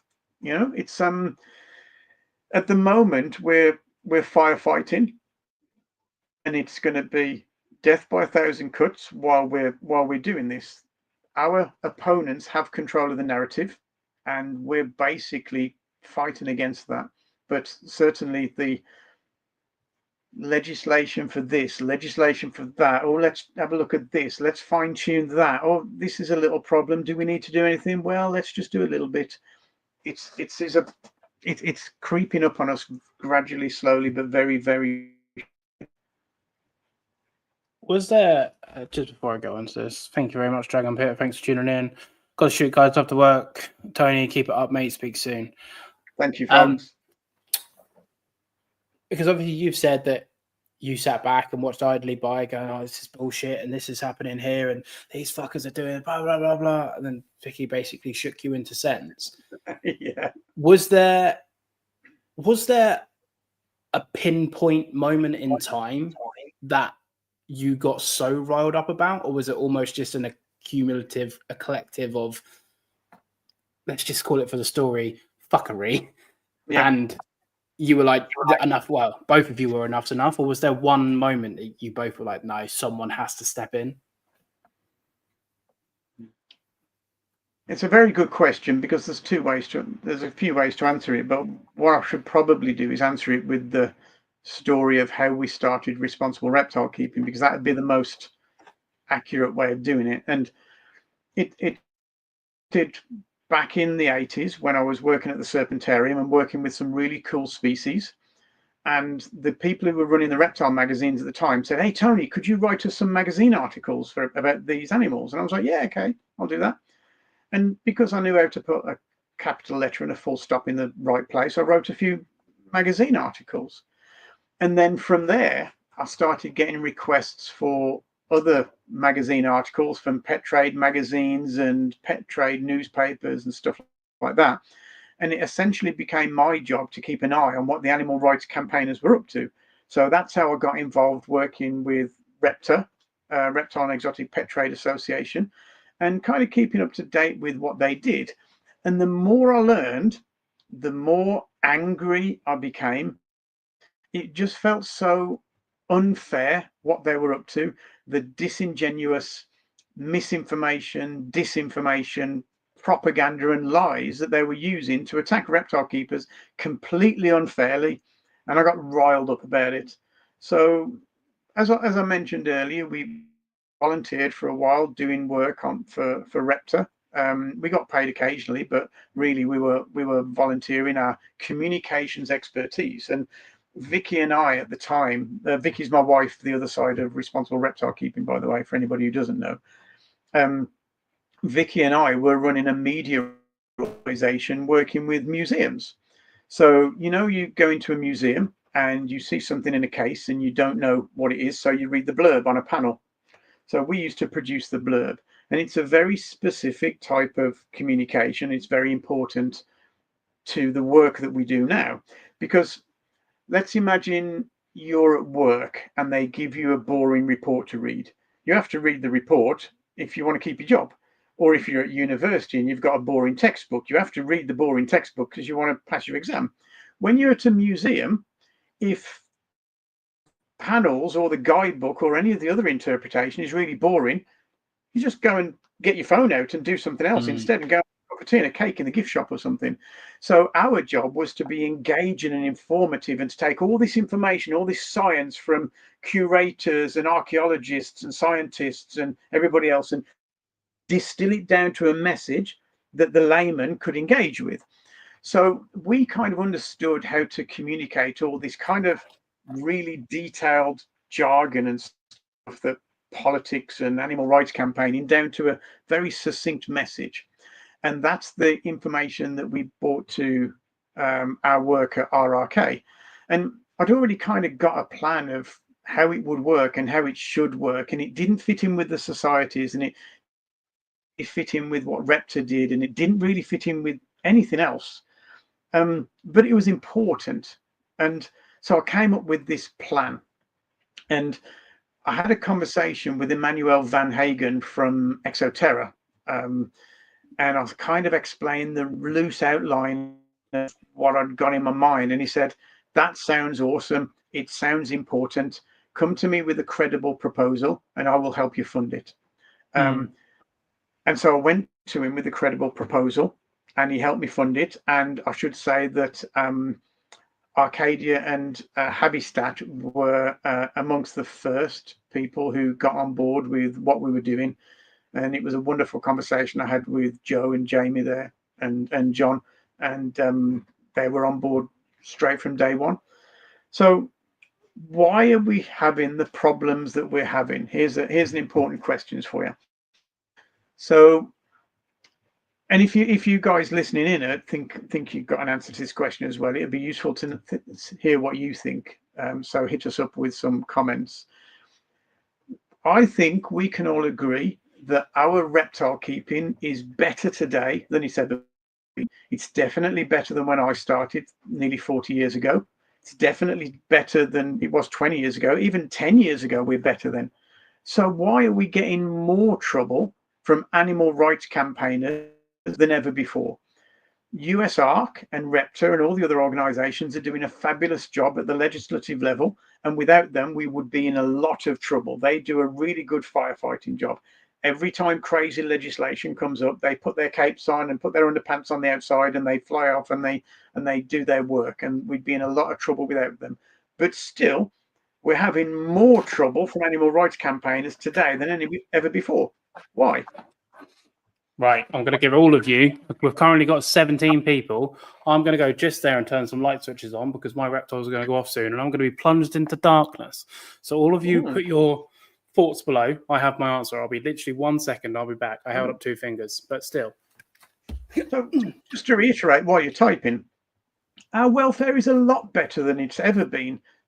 So surely animal rights campaigners should be saying, "Hey guys, hopefully you've also be able to see my beautiful mullet." Oh, good.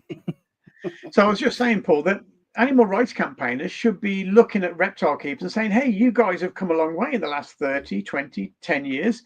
You're doing a great job. Welfare is better than ever. You learn about all these different species that you can keep and breed now."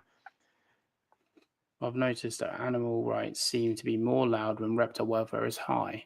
Yes, I think you're right. I think it's getting worse. We've got another one from Catty. My guess would be we're more visible to non-keepers now with social media. You're halfway there, Catty, actually. You're a so long mine was way going to down be the right road. Mine was going to be social media in the sense that the people that are rallying behind us are able to put videos and informational packs together to spread propaganda, and that reaches probably more people than your truth does, purely because sensationalism sells and truth Nail does. on the head, mate. That is the absolute nail on the head. In the last 15 or 20 years, animal rights campaigners have embraced social media and embraced the internet, and they've used it as a platform to spread their misinformation and propaganda. And by doing that, they've created what they're calling a social license. They've kicked people up into the furore about reptiles using those 5 points that I made earlier. Oh, they're badly kept, they're stolen from the wild, they're killing all the local wildlife, they're going to become invasive, they're going to kill your children, and you're going to get diseases. We need to ban them. And they've used social media to spread that misinformation and lies against us. And what have we been doing during that time? Well, we've been sat enjoying our reptiles. We've been sat enjoying our hobby. We haven't really done a good job in the last 10 or 50 years of setting the record straight, of refuting the propaganda, of telling our side of the story. We've been just busy getting on with our reptile keeping. So then we have to say, okay, we all agree that there's an animal rights problem. We all agree that the problem is getting worse. And we all agree that while we're doing a great job at the legislative lobbying level, we haven't been doing a good job when it comes to the media online campaigning level. So this is a problem that needs to be solved. So if it's a problem that needs to be solved, who's going to solve it? Who's going to do that work? Well, let's have a look around. Yeah. So let's pick on Zoomed, Exoterra, Arcadia, Hagen, anybody. Why don't do it? Well, they're busy running their businesses, doing what they do best. Yeah. I can tell you firsthand now, because it's literally what I do. And which one of those companies should pick up the bill? Which one of those companies should dedicate time, money, and resources and manpower to doing that work? So, you know, that's why these organizations do fund Repta and the other organizations around the world. But in terms of the media campaign side of things, that hasn't really been on the radar yet. So maybe we turn to Repta or USARC or ZORF or ZZF and say, why don't these lobbying organizations do it? Well, I can tell you that they'd like to, but again, they're busy doing what they do best, which is lobbying governments and advising governments and fighting the good fight when it needs to be done. And frankly, they have neither the funds or the expertise to do the media work. I can tell you that our opponents, just one of our opponents, World Animal Protection, bought in, I think it was £32 million 1 year. Yes, The biggest reptile advocacy organization in the world is USARC. I think they bring in about $1 million. Yeah. So these advocacy organizations are definitely punching above their weight. They're doing a really good job with the funds that they have, and the funds for doing media just aren't there. So Vicky and I sat down and said, this is a job that needs doing. We know that it needs doing. As media experts, we can see the urgency and the necessity of it. Somebody needs to tell our side of the story. Somebody needs to set the record straight. Somebody needs to correct this misinformation. And if we can do it well, then that will ideally stop some of these problems, some of these over-sensationalized issues turning up on the desk of Repta or USARC or the government. And that's essentially. And we started, I can give you a good example of how it works. So I know that you, Paul, have seen that propaganda that says that 75% of pet reptiles die in the first year. Yeah. Now, you and I, as reptile keepers, instinctively know that that's bullshit. Yeah. We kind of instinctively know it's bullshit. But we looked at the research behind that statistic. In fact, I'll tell you that statistic is out there on social media all the time. Yeah, we looked at the research behind that statistic and we found where it came from, and it is, in fact, absolute BS.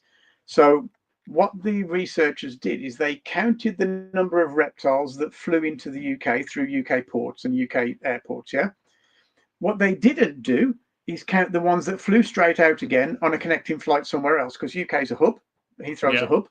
So they use this massive number of animals coming into the UK, and then they underrepresented the number of animals that are alive and well in the UK. They used a research study by the Pet Food Manufacturers Association. And what the Pet Food Manufacturers Association do is they call up loads of households. And if you say you keep a dog or a cat or a bird or a fish or a reptile, they assume that you have an average of 1.6 of them, which works for dogs and cats. Because if you've got a dog, you've probably only got one. Some people have two. People have more. The same with cats. You've probably only got one. Some people have two. Very few people have more. So your average is probably about 1.6. If you've got a reptile, you've probably got more than 1.6. Yeah. No. You know, the 1.6 thing works, but it doesn't work for reptiles. And even the PFMA understand that their methodology doesn't work for reptiles. And that's why the FBH's research, the Federation of British Herpetologists survey that we're using in the Worldwide Reptile Super Survey, did their own research alongside the PFMA, and their estimation is anywhere between 4 and 12 million reptiles are kept in the UK. And I think the accepted number is about 8.8. So they didn't use that number. They used the number for PFMA. So that's how they came to the idea that 75% of pet reptiles die in the first year. Complete bullshit. Yeah. We've also got 2 research studies to tell us a different number. Those 2 research studies done at different times by different people with different methodology. One of them came up with, I think it was 3.25% of reptiles died in their first year. The other was something like 3.6. So both of them were very close. So not only was the research about 75% bullshit, not only could we prove it was bullshit, not only do we have better research to give you a better figure, but that doesn't matter. That 75% statistic is still out there on the internet, doing the rounds, being shared, being even shared by people within our own industry. Being shared on mainstream media. And I was even in a European Parliament meeting recently where that 75% statistic was bandied around as a fact. And we know it's bullshit. So what we did was we produced a video that went through all of the information about that statistic and then gave them the truth. And now, when that 75% statistic is bandied around on social media, people are sharing our video going, that's bullshit. No, not true. Here's a video. Correct yourself. We're getting journalists call us up and say, oh, we saw this statistic and we were going to write an article, but can we speak to you about it now? Because we've got such a big profile, people are coming to us for information and giving us the opportunity to tell our side of the story and to tell our facts. And even people who, I don't know, your Auntie Betty probably isn't interested in reptiles, but if you keep sharing our stuff online, this seeps into your Auntie Betty's psyche and changes her perspective that might have been skewed by animal rights propaganda. It's a philosophical battle that we're facing. It's an ideological battle that we're waging. Yeah, I think subtle messages for osmosis are probably the best way we learn. Like, I'm not into pop culture at all. I couldn't tell you who was in what film and who's married who, who's divorced who. But because Fee sits and watches stupid shit on TikTok, I just know it because it's on in the background. I have little to no care whatsoever about celebrities. But this is where everybody gets their information from nowadays. Exactly. Yeah. This is where we do all our research. It's where we get all our news from. It's where we form our ideologies. It's where we join tribes. It's where we get all of our opinions from. It's all done online now. And if we're not there as a community, if we're not there as an industry, as a hobby, putting our side of the story across, the only people who are giving out information are our enemies who want to ban what we do. So no wonder they've got loads of support. No wonder they're getting £30 million worth of funding for one organisation each year. No wonder they've got control of the narrative. If nobody's there telling our side of the story, no wonder people think that all of these small problems are enough to ban reptile keeping. That's why we exist, to set the record straight. Somebody's got to do it. And this is what I was saying to Vicky for all of those months and years before. Somebody needs to do it. And she was like, well, blood, do it then. So that's what we're doing. Yeah, put on your big boy pants and buckle up. It's been quite a ride, I can tell you. I mean, I think probably, let's just take Auntie Betty as the analogy. Auntie Betty probably watches it, has no idea about reptiles, and goes, oh my God, 75% die. Oh my God, that's horrible. And there's nothing to rebuttal it, let's just say. Exactly. In years to come, the worst happens, we can't keep reptiles. All the rainforest gets cut down for the ever-growing population that is Homo sapien. All the habitat disappears for palm oil and all this other different stuff, and all these species go extinct. And Auntie Betty will go, oh, why didn't someone do anything about it? Because she's just been lied to, and they don't care. We know that they don't care. And then they'll go back to these organizations and go, but all of these animals are now dead. And they're never coming back because there's no ARC, there's no this, there's no captive, there's no zoos, there's no anything. Animals are supposed to be in the wild and the wild is gone. What do we do now? They go, oh, well, yeah, that's kind of where we're at.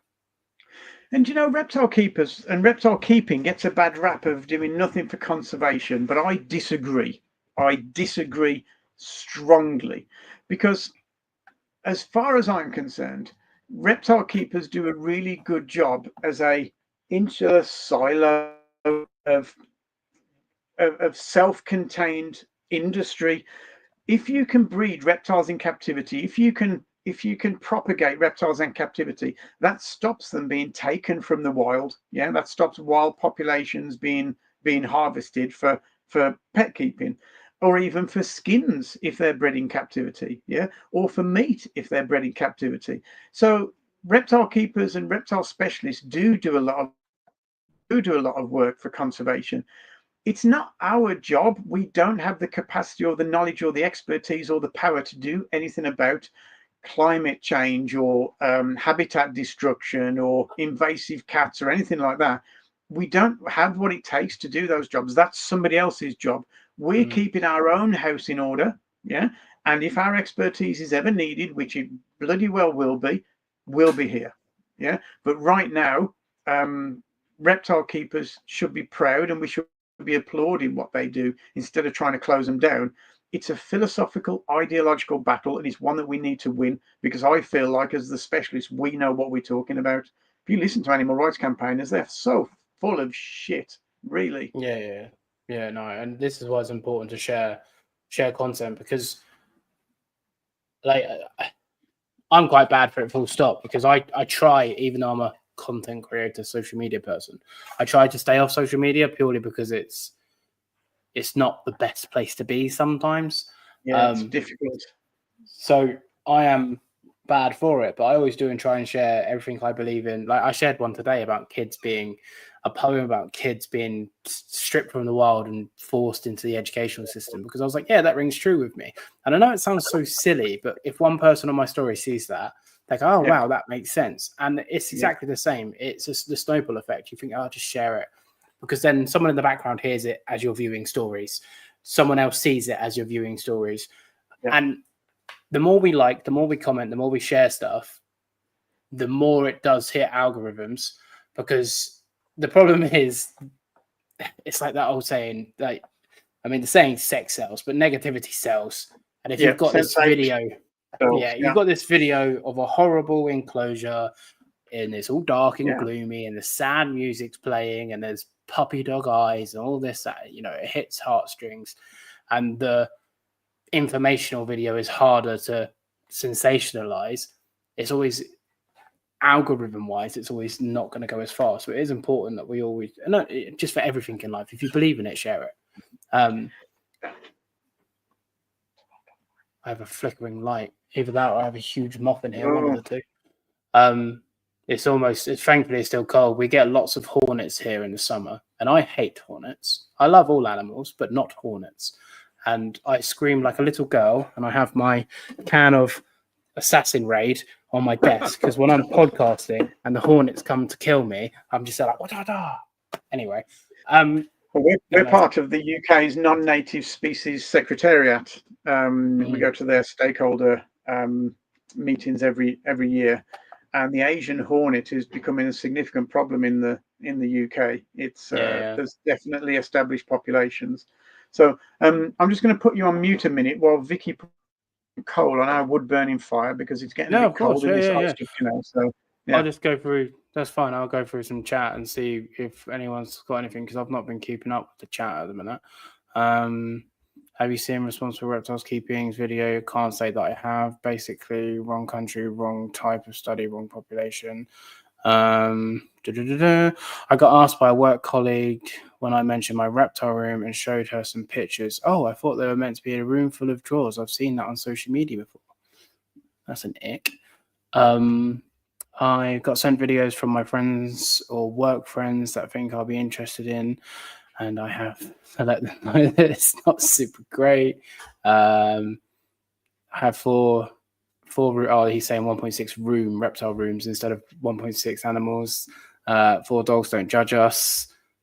I think we're all caught up. We're doing well on the super chats, everyone, as well. So thank you very much. Like I say, all super chats will be donated once YouTube take their fee. I'll be making a donation to RRK. So thank you, everybody, for funding the mission. Thank you guys very much. But yeah, it is scary, because no matter what it is, you always see doom and gloom and you never see triumph. And it's kind of hard to get the message of triumph across. And I think that's why it's even more important.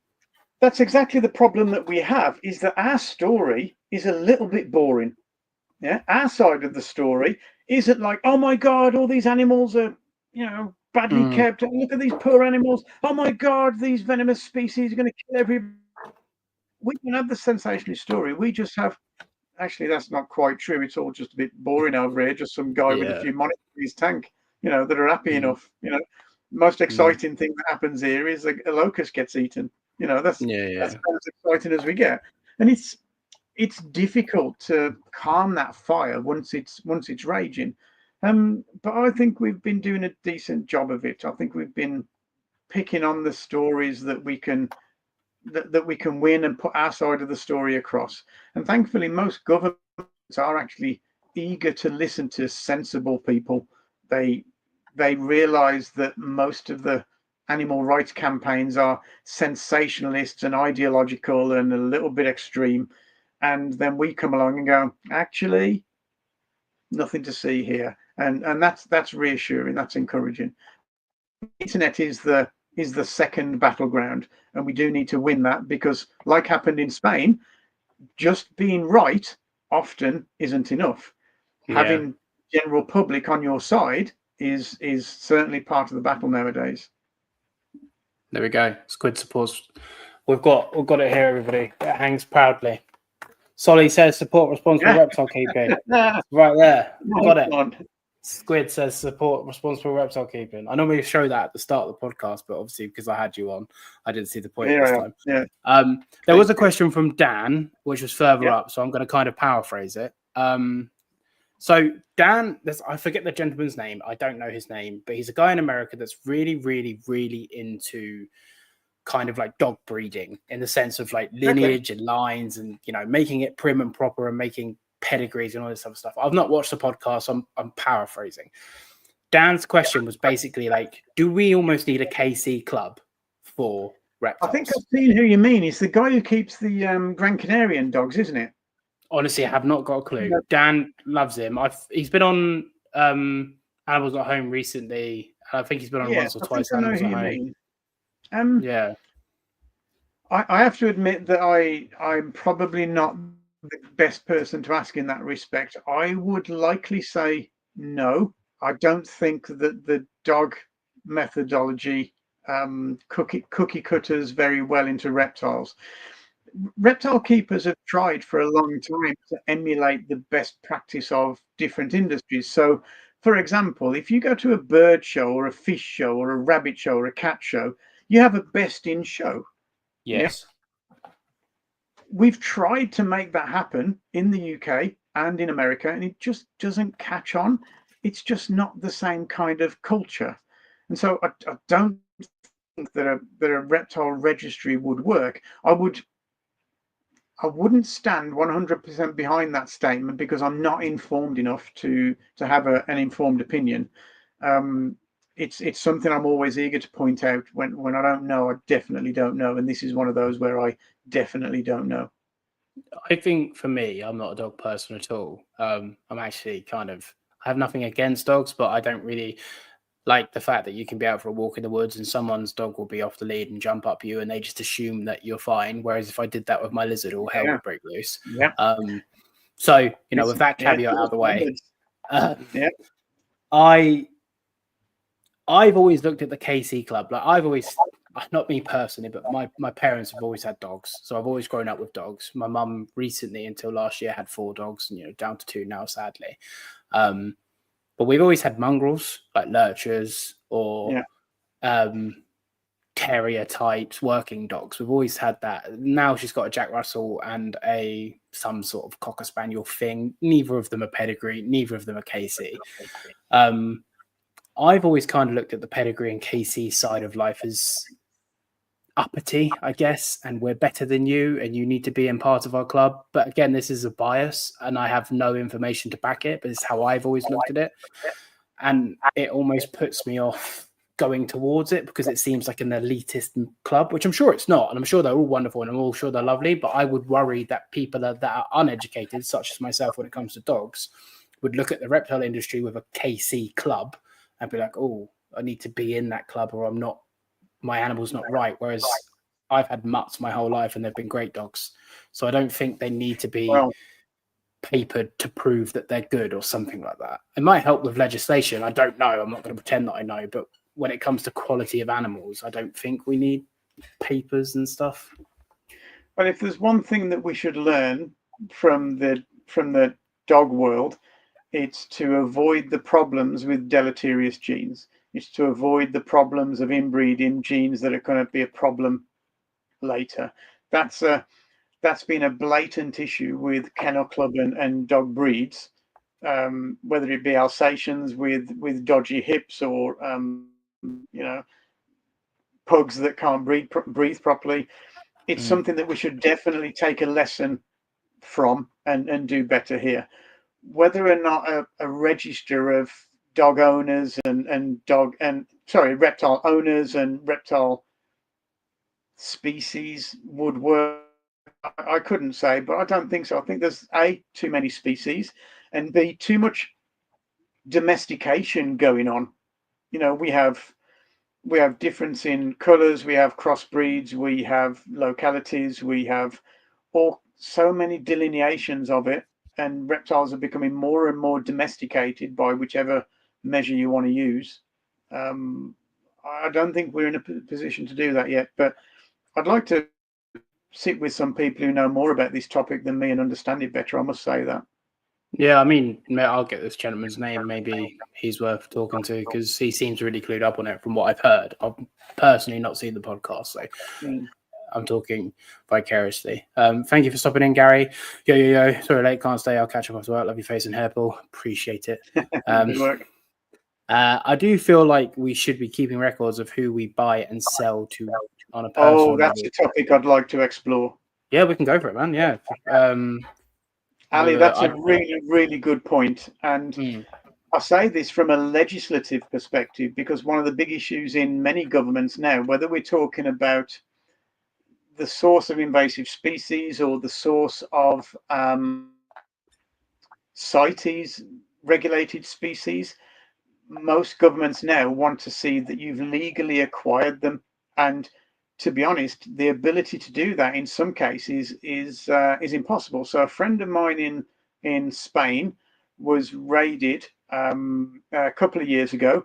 He'd been working with the CITES officials in Spain for like 40 years, and he had a good relationship with them, and everything that he was doing was apparently okay.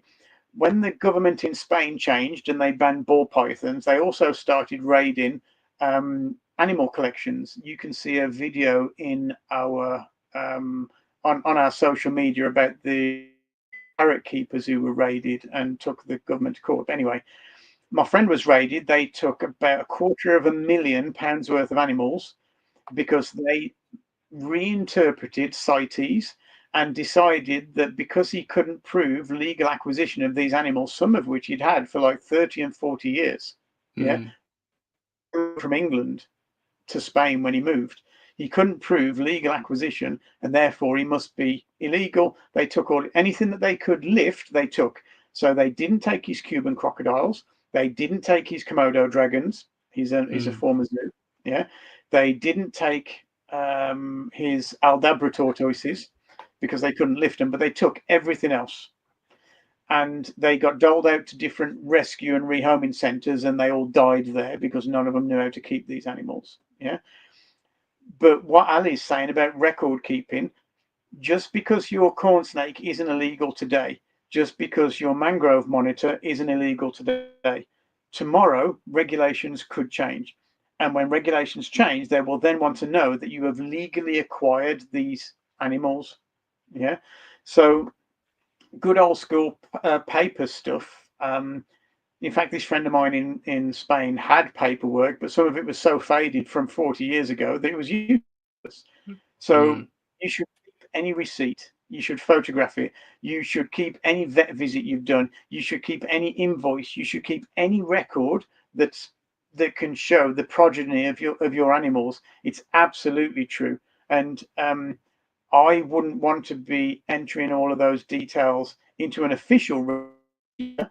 But if there was an app or a computer program that allowed me to keep it confidentially, then I'd do that. In the UK, we've got, I don't know if the Reptile Keeper app does it. They're RRK supporters, and I'm not sure if their app does it, but it's a husbandry app that would be useful. If you've got feeding records on the app for your animal for the last 20 years, then that will be evidence. And also there's one based in Holland called Terrafile. It's another app where you can upload all the details about your animal, and then if you sell one of your monitors to me, you can transfer that whole record over to my Terrafile platform. Yeah, I've heard of that one. Yeah, I've not used either, but I've heard of them. So definitely record keeping, Ali. You're absolutely right. Bang on. It's probably a really important recommendation. So thank you for remembering that and bringing it up. It's a valid point to me, because as much as we are a 98% captive bred country, you know, I do have some import animals here. So there is no origin other than but good ones need to be shown to be captive bred and shown to be legally acquired. But that's what the point I was going to make. It's easier for you to do that because you can have a transaction with a breeder. You can have the historic points of, well, this is the parents, this is the lineage. Whereas if you've got an animal fresh out of the wild and you've established it, you know, I've had Mango 4 years and she's been in captivity for 6. But I have no records outside of photos and pictures and bits and bobs. So if they came illegal tomorrow, they'd be like, well, we got it from the wild. That's it. Boom, done. Whereas I can't even go to somebody to go, well, I brought it from this person however many years ago, because it all fades into nothing. So at least if you're going from a reputable breeder, you do have a point of call, but it doesn't mean you shouldn't be making notes and taking notes from the jump. It's a massively important point, Ali. Thank you for remembering it when I didn't. Right. Are there any other questions, ladies and gentlemen? Drop them in. We might or might not start wrapping up at some point. We're at 2.5 hours, so we're going to get to probably the 3-hour mark, but we're not going to much go longer than that, because I have to wake up early and drive for a fancy tattoo tomorrow. So, good work. Yeah. Is there anything else? Tattoos are forever, don't you? Oh, that or what? Sorry. You do realise tattoos are forever, don't you? They don't go away. I don't know. I don't have any. I've got some real bad ones. I honestly, I don't believe in, like, you know, the tattoo no regrets or whatever it is, like the really bad tattoo. I don't believe in that kind of stuff. So I've got this. I mean, I'm going, but I've got "I ain't proud" tattooed on my wrist here. Literally, I ain't AINT proud, and I got that when I was 16. Let's say that I ain't proud of that tattoo, that's for sure. But it's part of history, so I was like, I'll just keep it.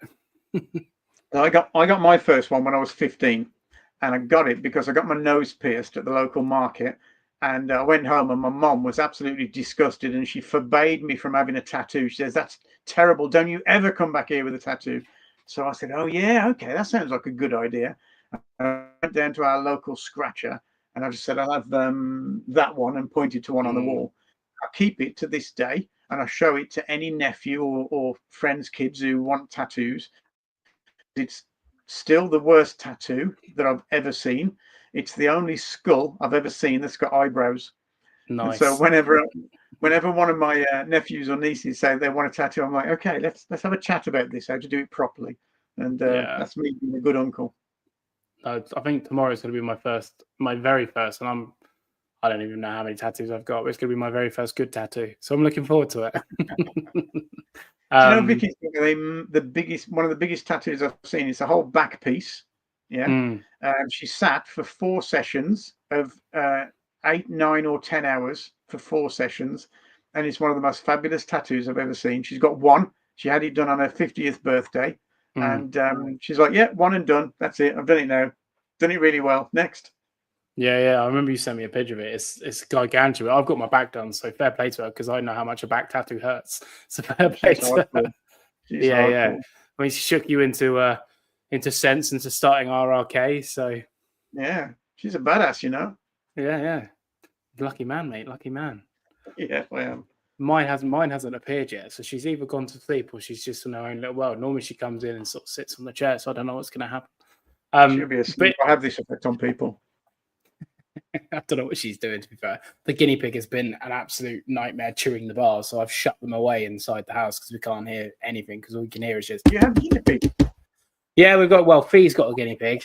So Fee has a guinea pig and a tortoise, which live in the front room.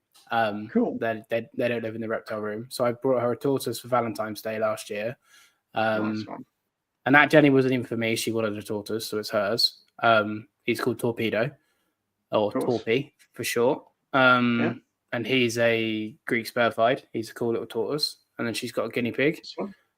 And then the toad-headed Agamas are effectively hers as well, even though they're mine, but she's kind of coined them.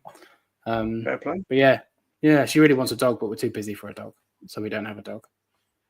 Keep trying to talk Vicky into letting us have free-range geckos in the boat somewhere. Yeah, morning geckos would be good.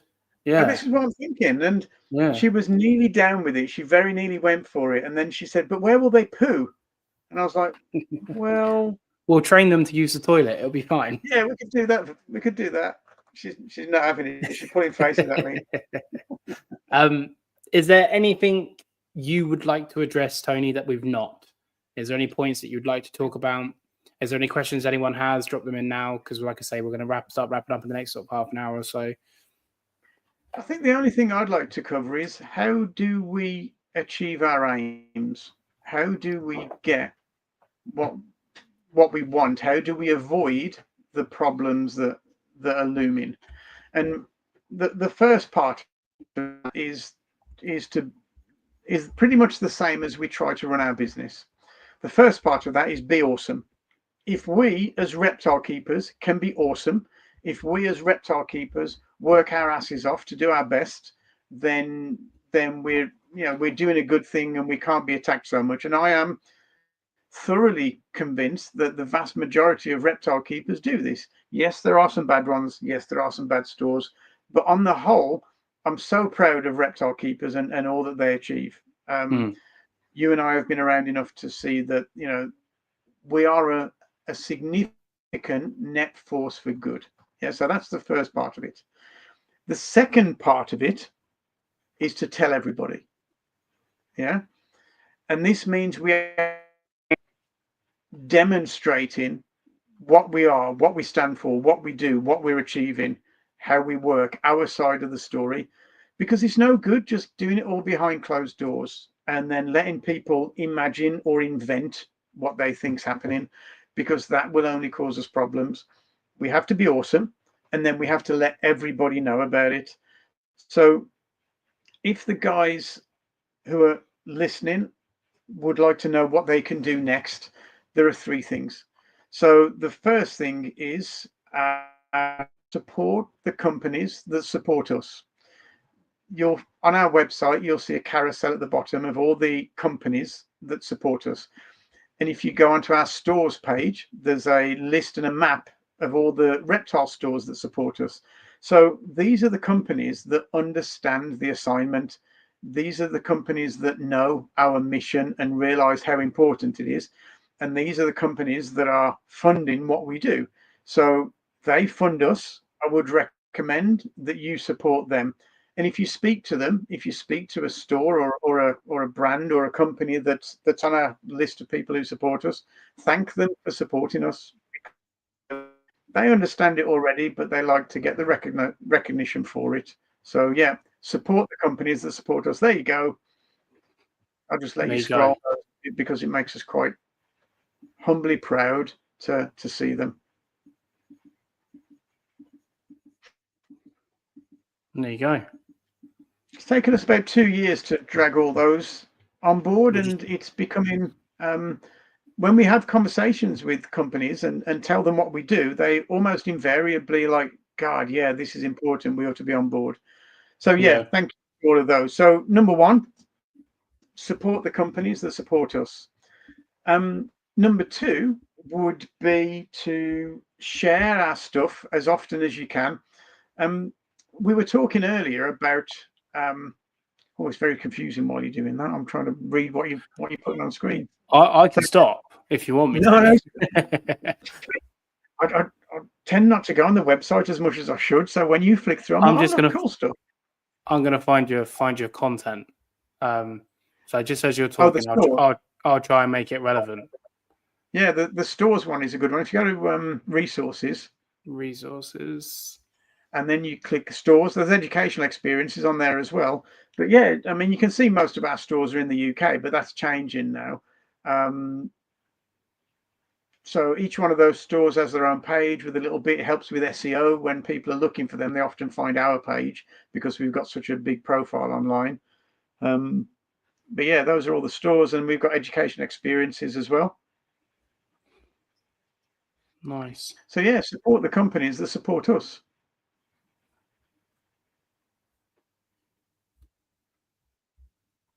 Buy some merch. Yeah, merch is pretty good. It's interesting. When we went to the last IHS show, I saw more people wearing our t-shirts than any other. So we were well pleased about that. It was really nice to see that so many people had got some merch. And I think the reason people like our merch isn't because we've got snazzy designs. It's because people want to be associated with the principle of responsible reptile keeping. People want to demonstrate, look, this is something that's important to me. I keep my animals responsibly. I want to broadcast this. And that's why people like our shirts. And we're really proud when people decide to buy a bloody t-shirt off us. And you know, that was Vicky's fault as well. The merch is I pretty much live in it, and genuinely I let me stop confusing us. Obviously we've got the hoodie and the t-shirt, and Fee and I generally have swapped. She wears the hoodie to work every day now, and I represent, because my other burgundy one is so washed because I literally live in it, so it obviously needs to get washed a lot, and I refuse to take it off because I just like it. And she's like, Paul, you've worn it like 15 days in a row now, you're a skank, take it off. I'm like, but it's so comfortable. Yeah, back in the 90s I had a company that didn't do very well at all, selling t-shirts, reptile t-shirts, and I sold a few, but it didn't do very well because you can't really guess what designs people are going to like and buy. So when Vicky said, "Oh, we should do merchandise," I was like, "Look, no, I know all about this. I've tried this. It doesn't work. We're not going to do merchandise." And once Vicky was like, "No, I'm going to do it anyway." So she made some merch and she put it on the website, and it started selling. I was like, "Oh my God, there's madness that this t-shirt will sell." And I didn't understand it until I realized people were buying it because they want to be associated with the principle of responsible reptile keeping. And I think we've hit a nerve, or hit a that people want to be associated with. Yeah, it's so again, we were talking about. I was going to say it's definitely Thank you, mate. How people can help us is, number one, buy from the companies that support us. Number two is share our stuff as much as possible, certainly because it helps the algorithm realize that it's important and should be shared. Certainly because Auntie Betty needs to understand what we're talking about and hear our side of the story. also the companies that support us have very few ways of judging how well we're doing. And one of the ways that they judge how successful we are is by seeing our stuff online. If they see our stuff all over social media, they're like, yep, they're doing a great job. So it really helps us if you share our stuff, not only for getting it out there, but also for reassuring our funders that we're doing a good job. So support the company that supports us, share the shit out of our stuff. And thirdly, please join us as a member. It really helps with the funding, but certainly also helps us to have more numbers behind our voice when we're talking with government. So start at about £4 if you're a keeper. If you're feeling really generous, you can join for £9, or you can join as an annual member, which is 12 times 9, but we give you a month free and you get a t-shirt. There you go. There you Supporter, hero, legend. Legends. I sadly am not a legend. I am just a hero. But you know, Well, every little helps. it absolutely does. And to be honest, the heroes actually give us an extra month's worth. So I mean, if you're a legend, you get a month. But you know, it's it all counts, and we're really pleased every time we get a new member. Vicky gets a notification on her phone, and we always do a little happy dance. Yeah, it is. It's nice, mate. It's cool to have a movement, because when I, as you obviously know, but when I first started getting into reptiles, there wasn't really anyone at all, because the conversation of, well, who's going to do that and who's going to do that, there wasn't anyone at all doing what you guys are doing. And as a kind of wrapping the podcast up, kind of tailoring back everything that we've touched on, but as time goes on, technology develops, technology grows, social media comes, because I'm of that weird generation where I was born outside playing and eating dirt, and the internet wasn't a thing. And then it became a thing when I was kind of like properly in a thing when I was kind of like 9. So I was old enough to cognitively get it, and I wasn't young enough. So I was born into it. So I'm of that weird era. So then all of a sudden, all my books were redundant because we had this thing called the internet, and it was just there, and laptops became, well, it wasn't a laptop at the time, it was a desktop, but computers all of a sudden were in every home, and it all changed. And then you're on different social media websites, and your whole horizons are expanded. But then you kind of are exposed to good and bad, and then all of a sudden different things start cropping up, and TV became a lot more popular, and all this different stuff, and all this, because even anti-campaigns on TV, we don't have pro-reptile campaigns, you know. So, and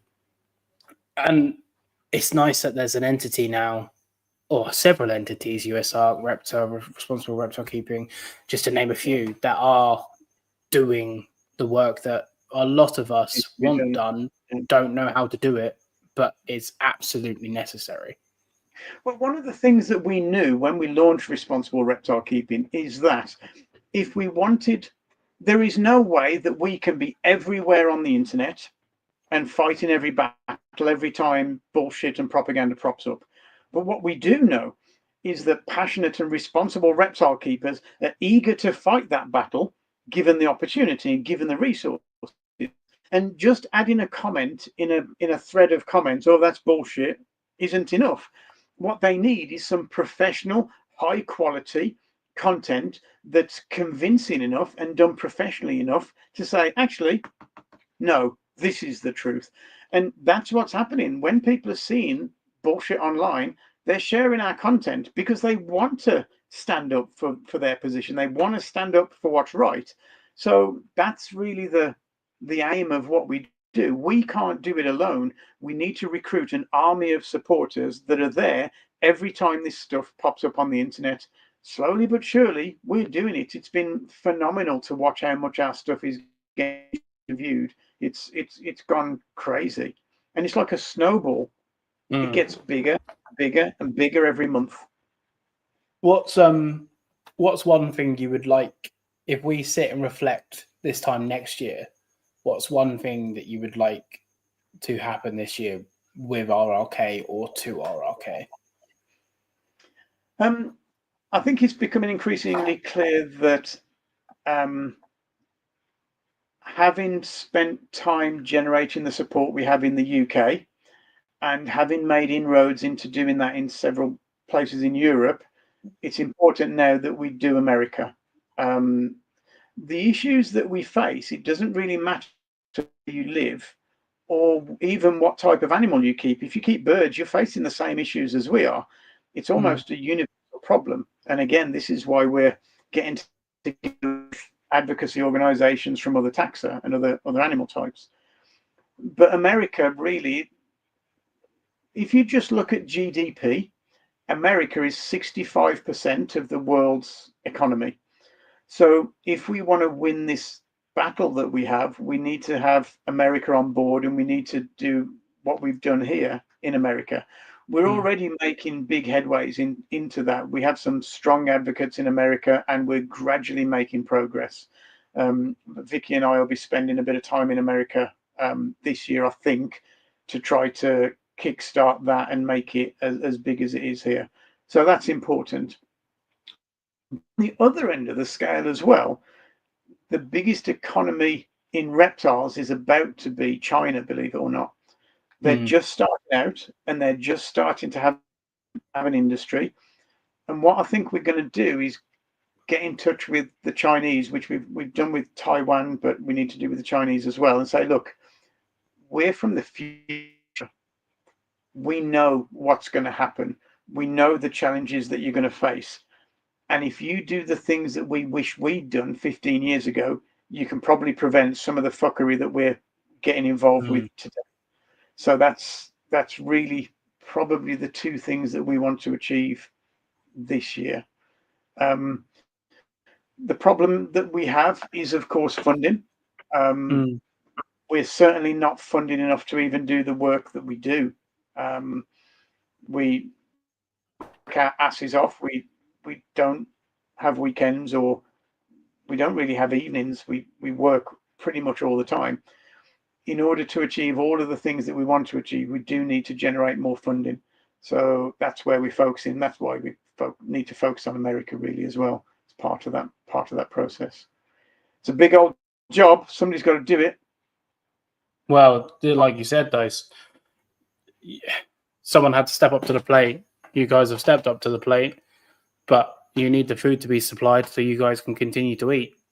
Yeah. And yeah, it's a unicorn. I like a challenge. I wouldn't want to do this if it was easy. You know, I wouldn't want to do it if it was easy. I like a challenge. And with the support I have from Vicky and the contractors we have on board, Ryan and Billy are just awesome. They really are really good at what they do. Our video guy and web guy, and they're just amazing. Couldn't do it without them. We've got a really, really good team behind us. I think we've got a really good Venn diagram of skills that can achieve this, and we can achieve so much more if we have the funding. It's as simple as that. Yeah. Well, you heard everybody. If you have a couple of pounds to spare, please send them Responsible Reptile Keepers' way. Send them direct, because YouTube does take a cut of whatever you donate here. But as soon as it clears at the end of next month, mate, whatever has been donated today will be donated to you guys. It's the least I can do, obviously, to support you. And obviously, thank you, everybody that has donated today. It all 100% will be going to RRK to continue to fight the fight. If you haven't already, please consider becoming a member. As I've always harped on my story, you probably get sick of me saying it, but get used to it. But yeah, so if anyone there's any final questions, drop us in. There are 2 wrap-up questions at the end of every podcast. So before I go into them, the final question, is there anything you want to touch on? And have you got any questions for me? No, the only thing I was on the end was if anybody wants a copy of our latest magazine that came out a couple of weeks ago, I think. If you go on our website, you can find our newsletter. Just sign up for the newsletter. We'll send you every issue of the magazine that we produce digitally. And we'll also send you a heads up when we're producing more content. We don't send out bullshitty spam. It's all kind of heads up. Here's some more content. So everybody gets a free magazine, basically. The magazine's pretty good. I've had a flick through the one that I had turn up. And I liked as well that you guys did a public poll to vote for the cover. That was pretty cool. I like that. Oh, nice one. That's good news. Yeah. We'll probably do some more of those. Then we tested it to see to see if it would catch on, and it went pretty well. So we'll probably do it again. Yeah, no, it's a good way to get engagement, but also it does make people feel like they're part of it because you get to pick, and like when the cover comes, you're like, oh, is it the one I voted for? And so it's a nice little touch. But yeah, if there's any final questions, anyone, get them dropped in now because we're going to do the wrap-up questions, and then we're going to let Tony get back to his busy schedule at 11 o'clock at night. So, first of 2 wrap-up questions. What is one and or the singular piece of advice you would give to someone joining the reptile hobby? Easy question. Join RRK. No, I wouldn't even say that. If you can join, that's great. We would always support that. But, and it's an answer I got from a friend of mine when we asked all these questions at the IHS show recently. We asked exactly this question of everybody that we interviewed, and the greatest answer I got was a guy who's a friend of mine called Clem. He runs a company called Snake Professional, and they produce venomous handling equipment. If you haven't checked them out, check them out. They're really, really good folks. Him and his wife, Maureen, do a really good job. So I asked Clem this question: what would you recommend new keepers do? And he said, find yourself a reptile Jedi. Find yourself somebody who knows their stuff. It comes back to the question that we had earlier with people getting bad advice from stores or bad advice from the internet. If you've got a reptile Jedi, they will sort out all the bullshit and get you on the right path, or at least on a decent enough path for you to make good progress. A reptile Jedi will solve most of your problems for you before they become a problem. Back when I started keeping reptiles, you had to either buy a book or buy a magazine and hope that they gave you the right information or something about your animal. There wasn't the internet. You didn't have access to information, so you had to find a source of information, and information was power. That doesn't happen now. Today, there's so much information that getting hold of information isn't difficult. The real skill now is sorting out the wheat from the chaff. And as a novice, you're not qualified to do that. Yeah, there's no way of you discerning what's right, what's wrong, what's worth listening to, what's not. But if you've got a reptile your side, it might be a store owner, it might be a guy who's an influencer on the internet, if they've got a track record that you can rely on. It might be somebody who's been keeping for decades. Yeah. Yoda Paul is small and old. I'm glad he didn't put small and fat, so it's fine. Yeah, exactly that. Get yourself a reptile Jedi, and generally, if they don't know the answer to your question, they'll be able to point you in the right direction for somebody who does. But it really is the best way of getting yourself on the right track. Sound advice.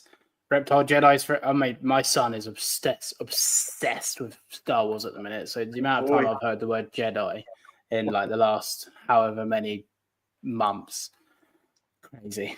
And the final question of the podcast is: what's one piece of advice you would give to your 10-year-old self? My 10-year-old self.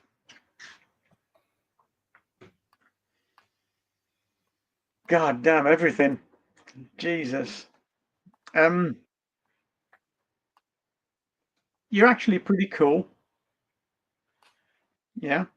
Mm-hmm. You're going to grow up and people are going to think that you live an interesting life and that you've got stories and that you're not as shit or as ugly or as unpopular as you think you are. I think I'd say that when you die, all you've got is your stories, and you better just try and write yourself a good one. Yeah, and that's how you become happy and fulfilled. And if I died tomorrow, I'd be quite happy with my life story. I'd be quite happy with my accomplishments, and I'd be quite happy with who I am. And I think at the age of 10, or right even through to my early teens, I wasn't happy with who I was. I thought I was pretty crap. And looking back now, I was actually pretty cool. I think, and good looking. I'm good looking. How good looking You're a good-looking man now, mate. I'm a fully heterosexual man with a wonderful, wonderful fiance, but you are a sexy man. So don't put yourself down. I honestly think that if I'd have known how good looking I was at the age of 16 or 17, I would have been dangerous. I never would have got into reptiles. Let me tell you, I'd have been on a completely different career path. Thank you, buddy. I think it's tied in with a lot of us, though, mate. I need to find someone I can do a podcast with this because it's always fascinated me. Is the affinity of the bent, broken, and the damned, and reptiles. Yes. And when I say bent, broken, and damned, I mean it lovingly because I am, you know, a flagship boy. Tattoos, neurodivergent, and mental illness. Tick, tick, tick. Reptiles. You know, I've got the whole tick sheet. But they, you know what? I was speaking with a guy in Slovenia recently. And done some work investigating this. In that, reptiles keepers seem to have a higher population of neurodivergent people than most other hobbies or most other taxa, and animal keepers specifically who get on with animals but have trouble getting on with people. And to remove that kind of comfort and that affinity from these people would be damaging. And we have to thank these people for doing the work that they do to further our knowledge, because I don't think you get normal results from, I don't think you get exceptional results from normal people. You need weird, exceptional people to produce exceptional results. And most of the best animal keepers I know are a bit weird, and thank God. Yeah, this is, you know, I was telling a story at work the other day. I remember being a kid and like primary school age, so 6, 7 years old. And all the girls in primary school just started screaming and screaming and screaming. And all they were doing is they were shouting, pull, pull, pull. Now, obviously, I wish they were screaming for me because I was a sexy, attractive young man at 7 years old. But actually, they found a stag beetle and they knew I was the weirdo that would deal with it. So off I went, to, like the hero I am, picked the stag beetle up, and I ended up keeping it and putting it into my box, and I ended up putting it on my table at school. And the teachers were like, "Paul, what on earth is that?" I was like, "It's a stag beetle."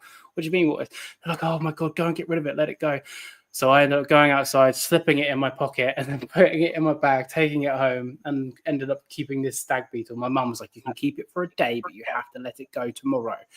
And I was like, "Oh, okay, fine." But like, it's that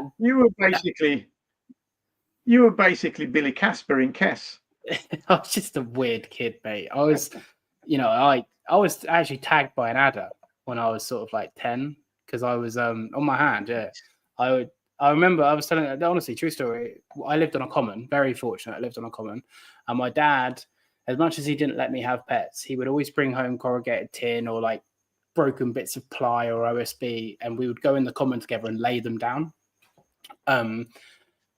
And on the weekend, when my dad was around, we would go and do a roundup and flip the tin. And I was never allowed to do it on my own.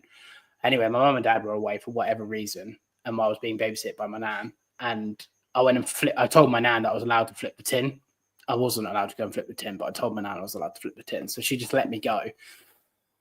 We lived literally in the middle of nowhere on a common, so it's not like, and then the kidnapping, all that sort of stuff wasn't a thing then. So, you know, it's safe to let a 10-year-old wander around. Anyway, I flipped this piece of tin and I just saw a tail. I was like, "Oh, cool," grabbed it. And as I grabbed it, spun around and this adder nabbed me on the hand. I remember carrying the adder back to where I lived at the time. I put it in a bucket, and I remember saying to my nan, "I've been bitten by an adder, you need to take me to the hospital." And I don't remember anything after that. I only remember it through the stories that I'm told. And my nan, bless her, she even took the adder to the hospital because in her head they had to milk it to get anti-venom. Wow. So she cling filmed the top of this bucket, gaffer taped it, and drove to Guildford Hospital with me and an adder. Yeah, I don't really remember anything after that, but yeah. Wow. And did you get anything off it? I remember almost feeling like a level of like paralysis, but in 100% honest and truth, mate, I don't remember it. Apparently, I was on like intravenous and stuff, but this is 20 years ago. Plus, I was probably pretty drugged up. I generally don't remember it. I remember being bitten. I remember seeing it. I remember, but stories change every time, and we make them a bit more commercialized for the. Yeah. But I do remember being bitten. I remember going, "That's not good," and then I remember going, "I need proof because no one will believe me." So that's why I carried the adder home by its tail. Yeah. And then I put it in a bucket. I remember that clearly. I remember being like, "This is not good. I need proof." And then for Americans don't know, by the way, an adder is like a cottonmouth for you guys, maybe less venomous than a cottonmouth, but it's our only venomous. It's a true viper. I remember being a bit like, lightheaded, and I remember like my left side, which I got bit. I couldn't lift my arm or use my arm, but outside of that, I don't remember it. I did. I just don't. Yeah, I mean, it was probably just a dry bite. It probably was nothing. Probably just an adult going F off. But it was a pretty big one. There's pictures of it somewhere in the bucket with the cling film. Nice. I'll have to get my hand to find them. But yeah, I was the weird kid, and I felt embarrassed. And all of a sudden, when you get to puberty, you realize girls don't like boys that like bugs, and you have this weird crossroads. And I think I got to 16, and I was literally like, "Nah, fuck girls. Bugs are way cooler." So I was just like, "Nah, reptiles." Talking about adders, our Jack Russell dog died just before Christmas, got bit by an adder in Scotland in February. Jesus Christ. which was mental. I'd been hammock camping, and Vicky came to pick me up and brought the dog, and we were up the top of this hill, and I saw him rag something, and I was like, that looked like a snake. Looked like a snake. So I went along, and there was this adder, and I checked him, and he was okay. So the adder was still alive. So I this adder down the hill to show Vicky, told her that the dog had a pop at it and to keep her eye on him, but I think he's okay. Took the adder back up the hill, got in the car, and Vicky was like, "You don't look right." So we were in the middle of nowhere in a Mazda MX-5 with 2 miles of dirt track between us and the nearest road, and he started going downhill, started panting and whining and screaming when you touched him. So I was driving a Mazda MX-5. You got me on the phone to every venomous reptile specialist I could call, trying to stay on the road, trying to drive. And they were like, "Well, if you got bit, I could tell you what to do. But, a 10-kilogram dog, I don't know what to do about it." Got to this farming vet. And if you're a vet with an animal in a crisis, the last thing you need is a bloody half-cocked reptile expert trying to tell you how to do your job. But thankfully, I'd got a guy on the line who knew what he was talking about. So they had a conversation, and long story short, 24 hours later, he was stayed overnight in a veterinary hospital, cost us a few grand, and was all right the day after. Yes, it's kind of crazy because it's like, again, it's that horror stories of social media. You hear like adders killing dogs, which obviously they can. You hear people losing their legs, which is a very, very, very, very, very, very, very, very bad luck if that's you after an adder bite. You probably got anaphylaxis or something like that. But no, I was tagged, and it just feeling lucky. I made me love them more, man. I was like, that's amazing. Like, there's an animal that can do that to you, and then there's ones in Australia that would just drop you. So, have you ever thought about keeping venomous? No, I have a autistic 7-year-old that I don't trust. So, no. Okay. One day I will own Heloderma. One day. Cool. But I'm not a snake man. I love snakes. I think snakes are cool. But when you keep varanids, most other species are pretty boring. So snakes for me don't really tickle the pickle, as it were. But Heloderma really get me going. I love Heloderma. But the whole time my son's young, or if I eventually end up with an outbuilding, I think it would be different. But for the sake of me needing the toilet, because I'm a single dad, so there's no second pair of eyes, and obviously you can lock some precautions, but it's just not worth it. But this is by definition the exact type of responsible reptile keeping considerations that we ought to be having. And it's encouraging to hear people like you who could have whatever you liked. You have the capacity and the knowledge and the contacts to have whatever you like, and you make rational, considered, sensible, decisions about what you should and shouldn't, can or can't, will or won't take to you. Yeah, no, it's the same as, like, for example, it's something as so simple as a crested gecko. I couldn't have a crested gecko here because it gets like 32 degrees in the summer. Yeah. So I just know I can't care for a crested gecko, so I don't have crested geckos. Like, just as an example, or and this is why I don't own anything right now. We live on a boat. I travel so much, and it's just not the right environment for keeping reptiles. I would love to own something. I would love to have a reptile. I very much miss. I get all my enjoyment from reptile keeping now vicariously. I come to your place. I go to Chaz's shop. My friend in Gran Canaria, who owns the reptile zoo with the Komodos and the Aldabras and the Cuban crocodiles, when he goes on holiday, he needs somebody to look after his animals. So who are you going to call who can up sticks and move their entire life and their business over to Gran Canaria and have the capability of looking after Komodos and Aldabras? So that's us. Yeah. So we go over there and help him look after his animals. I go on expeditions to the wild. I went to Equatorial Guinea last year, and that was an experience. But in terms of keeping animals, I very, very much miss it. Yeah. But it's probably a good idea for us to not keep animals, because what you find is that if you keep animals and you're on the radar of animal rights campaigners, they somehow make a way for you to be raided. So we try to avoid that problem by not having animals. And if they want to come after us, well, welcome to us. If you can find where our boat is, you can get here, and we won't got any animals. So off you go. Maybe you just need like a desk tarantula or something like that. Yeah, we need a desk tarantula, V. She's not having it. No, what about just praying mantis? They live like 10 months. You're fine.